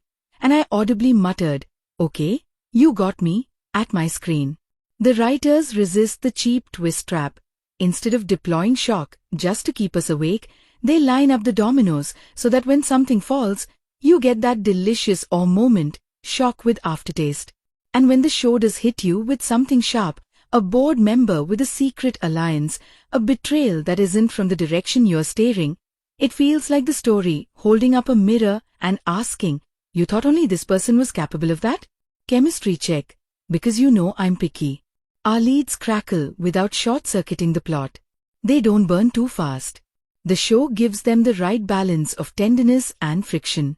There's a scene where Exive takes Lin Feng's tie and loops it slowly while reading a grocery list out loud: bananas, soy sauce, scallions, and the intimacy is this domestic thunder. He looks at her like every aisle of his life just got reordered. Later, their first kiss doesn't come after some heroic save. It comes after an argument where she calls him arrogant and he finally admits he's scared. That's hot. Don't argue with me. Thematically, the show's biting off a lot, and most of it gets chewed properly. Fate versus choice isn't just a poster line. It plays out in contracts, in closet doors, in the way people answer their phones. The story keeps interrogating what pure even means. Lin Exive isn't good because she never lies. She's good because when she lies, she breaks into a sweat and then corrects course like she can't stand the taste. Su Lin Feng isn't heroic because he has money. He's heroic when he spends his power like it's on loan. The corporate intrigue never balloons into nonsense. It stays tethered to character, who wants to feel safe, who wants to feel seen, who confuses debt with love. And there's a sly thread about class and memory too. Rich people get to archive, poor people get to survive. The show argues that love is an archive only if you have the courage to maintain it. Music aside, the silence is weaponized beautifully. There are several sequences with just ambient noise, and the space forces you into their heads. One late-night scene in a convenience store where the only sounds are the fluorescent bus and a microwave ding? Wow! That moment says more about adult loneliness than a monologue ever could. You see two people in parallel aisles buying instant food, trying to feed something hunger-adjacent but not hunger. It's artful without shouting, "I'm art." On subtitles and localization choices, if you're watching with English subs, they leave Nona in the title's translation path, and that's actually a thoughtful move. Miss doesn't quite carry the same cultural charge here. The show is playing on the idea of being mislabeled, being the wrong girl, the wrong choice, the scapegoat. Keeping the flavor matters. Dialogue-wise, the translators do a tight job with idioms. There's a line where Exive says, "Don't tighten the jar if you're not planning to pickle," which means don't make promises you won't keep. And the English phrasing keeps the kitchen imagery. That's love. Thank you for not flattening. I want to highlight the fight choreography and physical acting because the show doesn't explode into action, but when bodies move with intent, it means something. Lin Feng's punches in the gym early on are clean and quiet, the form of a man wresting control, not flailing. Later, when he gets pulled into an actual scuffle because someone threatened Exive, it's messy, less textbook, more feral. And that shift in physicality is a choice. Exive's body language arc is a whole thesis. She starts the show small in public, shoulders slightly folded, voice kept warm and low. When she begins to feel safe, she takes up bench space in the most ordinary way. Back down, elbow out, laugh untucked. Watch her hands when she's lying. She tucks her thumbs. When she tells a truth she's scared of, she flattens her palms. The attention to detail deserves screenshots and a mood board. Let me talk briefly about the office politics subplot that quietly crushed me. There's a junior analyst who gets swept into the fraud investigation. She's eager, she's competent, and she's invisible to people in power until she isn't. The show lets her be instrumental in catching a shell company shift, and it refrains from turning her into either a saint or a casualty. She gets credit, she gets yelled at, she gets a raise that's meaningful and not magical. This is such a tiny arc in a big show, and it matters because it sells the idea that change isn't only in grand gestures. The orchestra of a corporate redemption is played by people who don't have business cards with gold foiling. Yes, I clapped. Quietly. On my couch. Alone like a gremlin. Symbolism fans, pull up. Water is everywhere, but used in specific moods. Past life's water is polished and framed, hotel pools, cut glass tumblers, while present water is unpredictable, rain on tile, gutter drips, sweat slipping down a temple. The red thread motif isn't literal string, but shows up in textile, signage, scarf, the ribbon around a package. Every time Red snakes through a frame where their choices diverge, I got that weird little goosebump trail that means the visual language is whispering. Birds come in as sketched cranes from the grandmother's paper, and twice we get a live bird moment that's not cute but a little chaotic, like a pigeon crashing into the gentle afternoon. Memory isn't tidy. I love that this show lets symbols misbehave. We should get into the ethics of Rebirth, because shows like this can get icky if every second chance move is just one person shaping another like Play-Doh. Here, Lin Feng's big repentance is that he stops treating his memory as a blank check. He owes people conversations, not corrections. He tells Exive about the past life mess earlier than expected. Bless that choice. And the fallout isn't melodrama. It's surgical. She asks if she's a person to him or a refuge. He answers badly at first, and then he answers well, and the journey between those two answers is the real love story. Meanwhile, the show doesn't punish the past life wife with lazy karma. It gives her a mirror and a door. Whether she walks through isn't up to him. That's growth. Directorially, there's a meta choice I found ballsy. Mid-season, the show plants a fake-out dream sequence, but you don't realize it's a constructed fantasy until 3 scenes later when a prop is in the wrong place. That tiny dislocation forces you to ask how much of what you're seeing is curated by the character's fear. It's a trick, sure, but it's the good kind, the kind that makes you rewatch with fresh curiosity. Along the way, there's a quiet bottle episode that lives in a single setting, the grandmother's apartment during a power outage. And if you're impatient, you'll call it filler. If you've ever loved someone across grief, you'll call it church. The candles, the old radio, the way shadows make all their faces look like the kids they used to be. It's filmmaking with a pulse. Is it perfect? No. There are 2 points where the pacing goes gelatinous. One mid-arc misunderstanding drags an episode longer than it needs to. And yes, a certain villain monologue in a parking garage gave me déjà gag. But the show tends to recover quickly with emotionally satisfying reversals. When a trope appears, it's usually carrying something sharper in its pocket. The accidental overnight stay isn't played for cutesy scandal. It's used to force people to talk in the kind of 3 a.m. honesty that daylight always dilutes. The public humiliation at a gala gets retooled into a microphone drop where the person you thought was the target flips the entire room using a truth everyone was too polite to say. That's the writing team flexing restraint and then releasing it like a rubber band. Let me gush about a single scene because I'm still thinking about it. There's a sequence in which Lin Feng and Exive return to a derelict community center that once held their childhood summer art classes. The floor is dust, the windows are grimy, and they find a wall with their faint pencil heights marked side by side. He's taller than her now by the same 2 finger widths he was as a kid. The shot frames their backs, not their faces, and the music is silent. He reaches up and adds a new line over both their heads, then writes today's date. She looks at it and says, "Will we measure ourselves again?" And he says, "Only if we grow." I actually had to pause and pace my living room like a distraught auntie. That's not just cute. That's an entire thesis about choosing to be alive in the present rather than embalmed in nostalgia. Comparisons, because I know some of you are going to ask which bucket to put this in. On paper, it sits with your classic Rebirth revenge romances, but it refuses the neon sign revenge beats.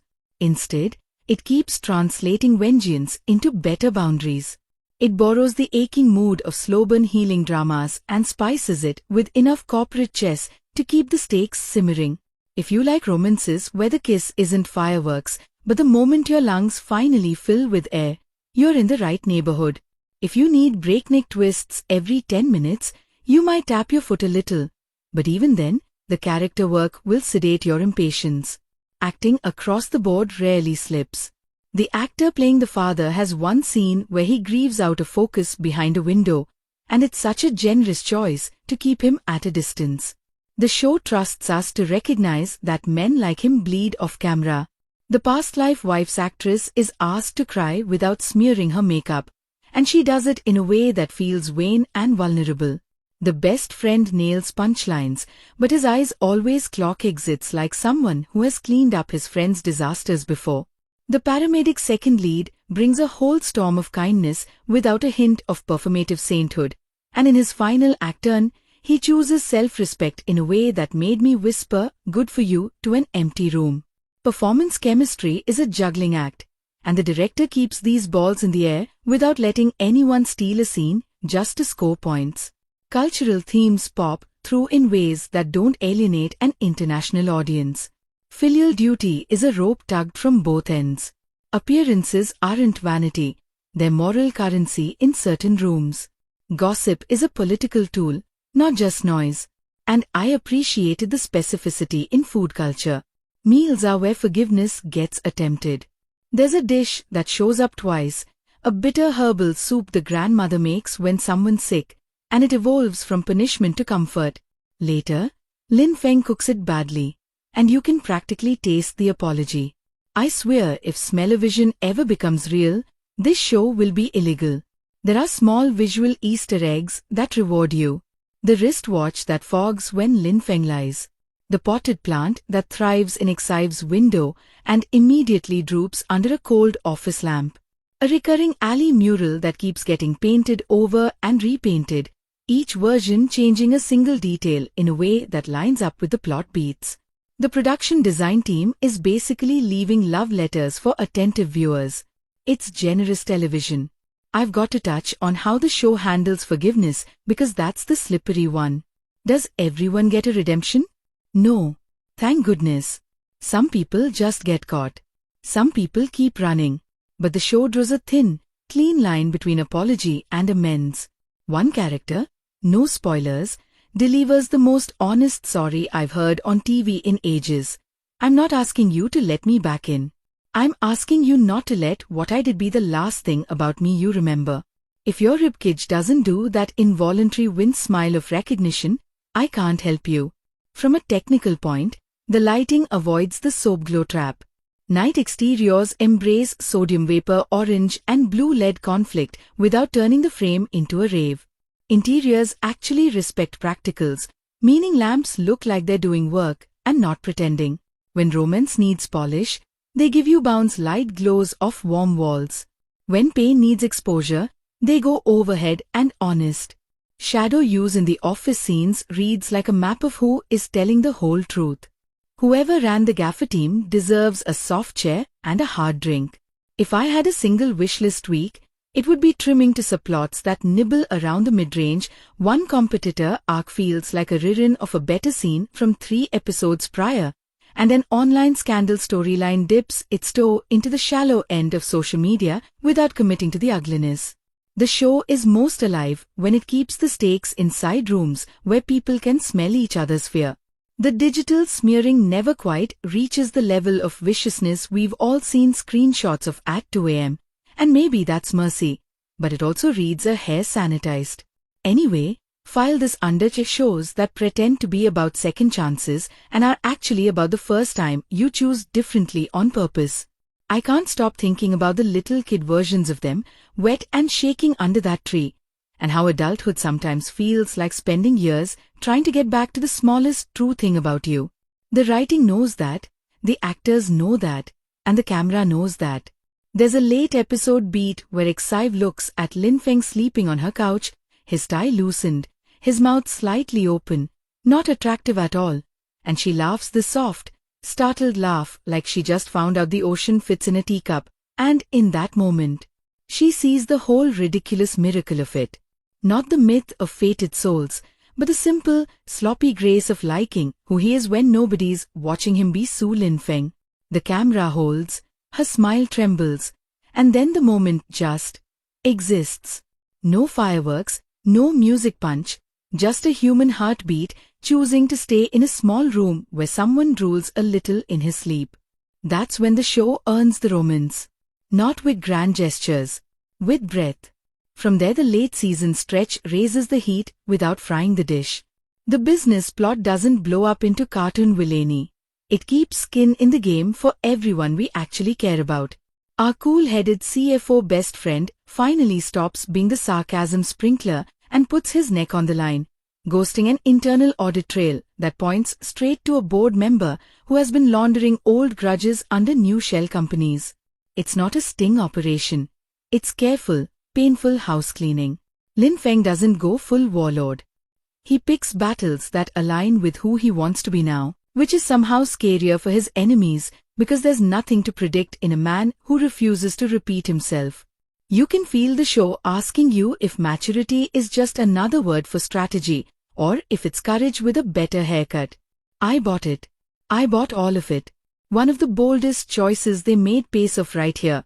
Because Lin Feng laid his reincarnation cards on the table earlier in the run, the final doesn't waste time on a last-minute truth bomb implosion. There's no, you lied to me for 20 episodes, meltdown. Instead, we watch two adults disagree, recalibrate, and then fight the same dragon side by side. It's strangely exhilarating to get a third-act couple who keep talking even when it's hard. When Exaiv looks him in the eye and says, "Your fear isn't a reason. It's a weather report," he finally laughs, not unkindly, but like a man recognized. The fear doesn't magically vanish. The choices just happen anyway. That's growth. Messy, sweaty, shoulder-aching growth. The past life wife gets her last dance, and I need to give the show credit for refusing to make her a peanutta. Her endgame is subtle. No screaming in a parking lot, no his tricks with mascara rivers. She thinks she's setting a trap that will make Lin Feng look like he's suffocating the woman he claims to love, an old trick she's used because it always used to work. The trap simply doesn't hold because the people she's trying to manipulate don't play that game anymore. And that defeat hits different. She isn't destroyed by him. She's starved of an audience for her favorite magic trick, and silence is brutal. The writers give her a solitary scene on a balcony with a glass she never drinks. The wind lifts a strand of hair, she watches the city, and for the first time she looks small in her own frame. Not absolved, not damned, just a person who has run out of versions of herself that still function. I'm telling you that quiet is louder than any slap. Second lead stands, I felt you watching with me, and the show heard you too. The paramedic's exit is a thing of grace. There's no martyr act, no poisonous parting shot. He asks Exaiv, not for an if only, but for a memory he can keep that belongs only to them. She gives him one, not romantic, not cheap, a shared ritual in the night market with broth that steam signs their faces. He moves cities, not to disappear in shame, but to choose a life that isn't measured in almosts. And in a small, kind scene much later, Lin Feng thanks him, not for stepping aside like this is a victory parade, but for being present during a chapter of her life that taught her how to feel safe. I actually whispered, "Good." Yes, to my screen like a lunatic neighbor. The father arc threads a needle I didn't think they could without stabbing me. We never get the big weepy repentant speech. Thank goodness. These men are forged in a kiln of saving face and equating control with protection. They do not suddenly become poets. What we get is two gestures. First, a small financial decision that hurts him more than he shows, transferring a slice of authority without a power play clause attached. Second, a physical move in the rain where he steps behind Lin Feng, not in front. It's maybe 2 seconds long. If you blink, you might miss it. I rewound. Twice. That's what love looks like for him. Changing formation in a storm. Later, there's an unsigned letter tucked into an old ledger that explains nothing and apologizes for everything through the numbers he chose to write instead of the words he couldn't. Knife. Twisted. Thanks. As for Grandma, they resist the urge to make her a plot device. She does have a health scare because the Johnner gods demand at least one emergency room scene. But the aftermath is a love letter, not a grief tour. She sits at the table with a teacup in her palm and tells Lin Feng, "When you were boys, you chased thunderstorms." Chasing is a baby word for choosing. He laughs because he knows he never knew her when he was a boy. And then he stops laughing because in a weird way, he did. Her paper crane's jar is full by the final stretch, and I braced for a symbolic topple. But they don't smash it. They empty it, carefully, onto the table and read old grocery lists like fortune slips. You suddenly realize the show has been teaching you how to read ordinary life as prophecy. The climax never goes full pyrotechnics. The war is won with documents, doorstops, and people who refuse to flinch. There's a boardroom showdown where the camera lingers on wrists and pens and cuticles going white, and the sound drops out just a hair under normal, that dampened pressure tone you hear underwater. A time-stamped email kills an empire of lies with one clean cut. The editing cross-sews the faces you want to see during the fall. The junior analyst catching her own reflection in the black of a monitor, the CFO closing his eyes like he finally let go of an anvil, Exive not watching the news but watering a plant, refusing to make catastrophe her entertainment. That choice? That's the show's ethos wrapped in a single parallel cut. Live your life. Let truth do its job. And then they take all that adrenaline and do something disarmingly gentle with it. No tuxedos, no bridal march. We end not at a wedding hall, but in stubborn daylight. They revisit the storm tree, which is no longer picturesque, by the way. It's gnarled, bandaged by city maintenance, scarred like an old knee. The camera does not beautify it. The score barely kisses the air. Lin Feng puts his palm against the bark like he's clocking a pulse and says, "I remember now, but I don't want the memory to be the point." Exive answers, "The point is that we both showed up." They hang a tiny red ribbon, not as destiny rope, but as a bookmark. Is it corny? Maybe on paper. On screen, with the way they play it, it's two people choosing a present over a museum. And then they leave. They don't linger. They go to buy soy sauce. I could not have loved that more if I tried. Visually, the show's last hour relaxes its shoulders. The color language finally lets warmth be honest instead of aspirational. We get umber that isn't syrup, blue that isn't ice, skin tones that look like skin. Costume-wise, Lin Feng wears softness like he's testing knitwear for the first time and realizing it doesn't itch. Exive rocks a coat that's practical as a sermon. Their outfits match not by palette but by purpose. Both have deep pockets and somewhere to put their hands when conversation turns into contentment. The DP lets sunlight misbehave through window blinds, and it paints stripes on the floor like sheet music. Tell me that isn't deliberate. Now, the last song. I've been waiting to talk about this. The composer reprises the childhood motif one final time, but not as a tearjerker. The melody turns playful, almost clumsy, like a beginner learning scales with joy. The percussion is domestic, wooden spoons, tin lids, literal kitchen tools sampled into rhythm. End credits roll over sounds you recognize from earlier episodes, stitched into something like a home demo. It's cheeky and sentimental in the best way.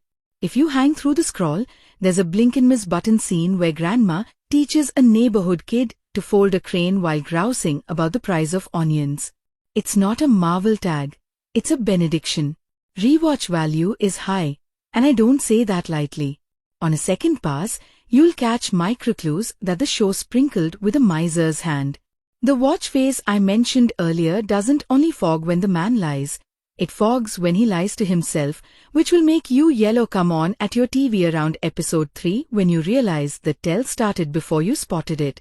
The bicycle bell breadcrumb shows up in reflections, not just sound cues. There's a storefront window in a rainstorm where the light rings mimic that bell, and the editor holds a single frame longer as if daring you to notice. Doors you thought were just props are actually signals. Hinges on the left in scenes where choice is possible. Hinges on the right when the social script is choking someone. I can hear you rolling your eyes, but go look. It's there. Acting fireworks land again and again without ever feeling like audition tapes. The leads keep outacting the camera in the best possible way. You can sense that if the editor had held 2 seconds more in half their moments, we'd have watched totally different emotions win. There's a tiny bit where Lin Feng's mouth takes a fraction of a second too long to form the word sorry, and your gut fills that extra beat with the years he didn't know how. Exive produces one tear in a phone booth that doesn't fall. It clings to the lower lash in defiance, and she never blinks it off. It's the anti-glam cry. The past life wife has a hand twitch during a handshake that sells 20 years of conditioning in one muscle spasm. The father's out-of-focus grief I mentioned earlier gets mirrored in a later moment where he's in focus but chooses to be still, and somehow the stillness hurts more. Television is a game of inches, and these people are athletes. The writer's room deserves applause for boundary work. We get an actual conversation about consent in a kitchen, mid-laugh, where they pause, name a line, and agree on the heat die like adults. There's no pious after-school vibe to it. It's just good manners turning into good intimacy. Therapy gets a cameo through a colleague, and it isn't played as punchline or magic cure. It looks like a person wearing the same pants to 3 sessions in a row because that's their comfort uniform, and it looks like incremental courage. The show also has the decency to say the words financial abuse out loud when referring to what the past life wife engineered. That matters. Words make things real. Real things can be addressed. Not everything lands perfectly, and I'm not going to pretend otherwise. A late-season product placement scene in a home goods store tries too hard to be cute about an air fryer and turns into a minute-long hostage situation. There's also one social media subplot that skims the surface of cancel culture, threatens to say something spicy, and then backs off like a cat who touched a cold cucumber. I wanted one more bite. And a tertiary antagonist vanishes with a transferred overseas line that screams scheduling conflict. Mild grumble. But you'll be over it before the next scene ends because the core story doesn't wobble. If you're wondering about age gates or content flags before you drag your mom or your teenage cousin into a binge, here's the vibe check. Emotional manipulation in the past timeline is cold and precise rather than graphic. Physical violence is rare and quick. The romance is adult without being sweaty for sport. Corporate stakes are stressful if you've ever worked under a boss who thinks decency is a luxury, but the show keeps panic at bay with competence and actual humor. Grief is present, but no funerals are used as clickbait spectacle. If you made it through slow-burn dramas that reward attention spans, you're fine here. Weirdly specific craft shout-out before I land this plane. Props. The ugly mug that shows up in Lin Feng's penthouse, tan, squat, with an unfortunate brown ring, becomes a totem. Watch who uses it. Watch where it sits in the frame when he feels at home versus when he's performing. Whoever raided the thrift store for that thing, I salute you. Hair and makeup also play fair. You can see roots, you can clock humidity, you can tell when someone slept on a sofa. Bless realism. And location scouting found corners of the city that feel both lived in and slightly mythic without screaming look at our tourism bureau money. Alleys with stubborn weeds. Rooftops with cheap chairs. A park bench that looks like it would leave a splinter if you're not careful. Heaven. So where does Tuck Lagi Jadi Nona Yang Salah sit in the 2026 pile? High. Very high. It's confident without swagger, sentimental without drowning you in syrup, and patient in a way that feels like the writers trusted us to pick up what they were putting down. It scratches the reincarnation itch but declines the easy revenge sugar rush, and somehow makes choosing kindness feel like a plot twist. The romance is both a refuge and a forge. The family stuff stings. The office politics don't bore. The images linger. The music hums in your kitchen the next morning. For a show that could have coasted on trope engines, it asks better questions and offers braver answers. My personal verdict? I'm calling this one a keeper. 9.2 out of 10 paper cranes from a jar you didn't know you were filling. And yes, I'm being picky about the decimal because the scenes tried to sell me an air fryer and a Twitter discourse that didn't exist. Everything else? I ate it up. If you're the kind of viewer who watches with your whole chest, who pauses to rewind a hand grace, who texts a friend at midnight to argue about whether a cardigan counts as character development, this is your next week sorted. If you need chases and explosions, maybe save it for a Sunday when your heart is tired of sprinting and just wants to jog with company. If you hung out with me this long, thank you. You don't even know how much I love doing this with you, having these ridiculous, honest conversations about fictional people who keep telling the truth about us. If you want more deep dive recaps that treat TV like the art and the mess that it is, you know where to find me. Hit subscribe to Story Frame Recaps so I can slide onto your home screen the next time a show makes me argue with my own thermostat. Drop a like if this helped you sort your watch list, share it with the friend who always says just one more episode and then lies, and tap that little bell so you don't miss when we cry, laugh, and yell together again. I'm leaving you with this. Measure yourself when you grow, not just when you're scared. I'll see you in the next frame.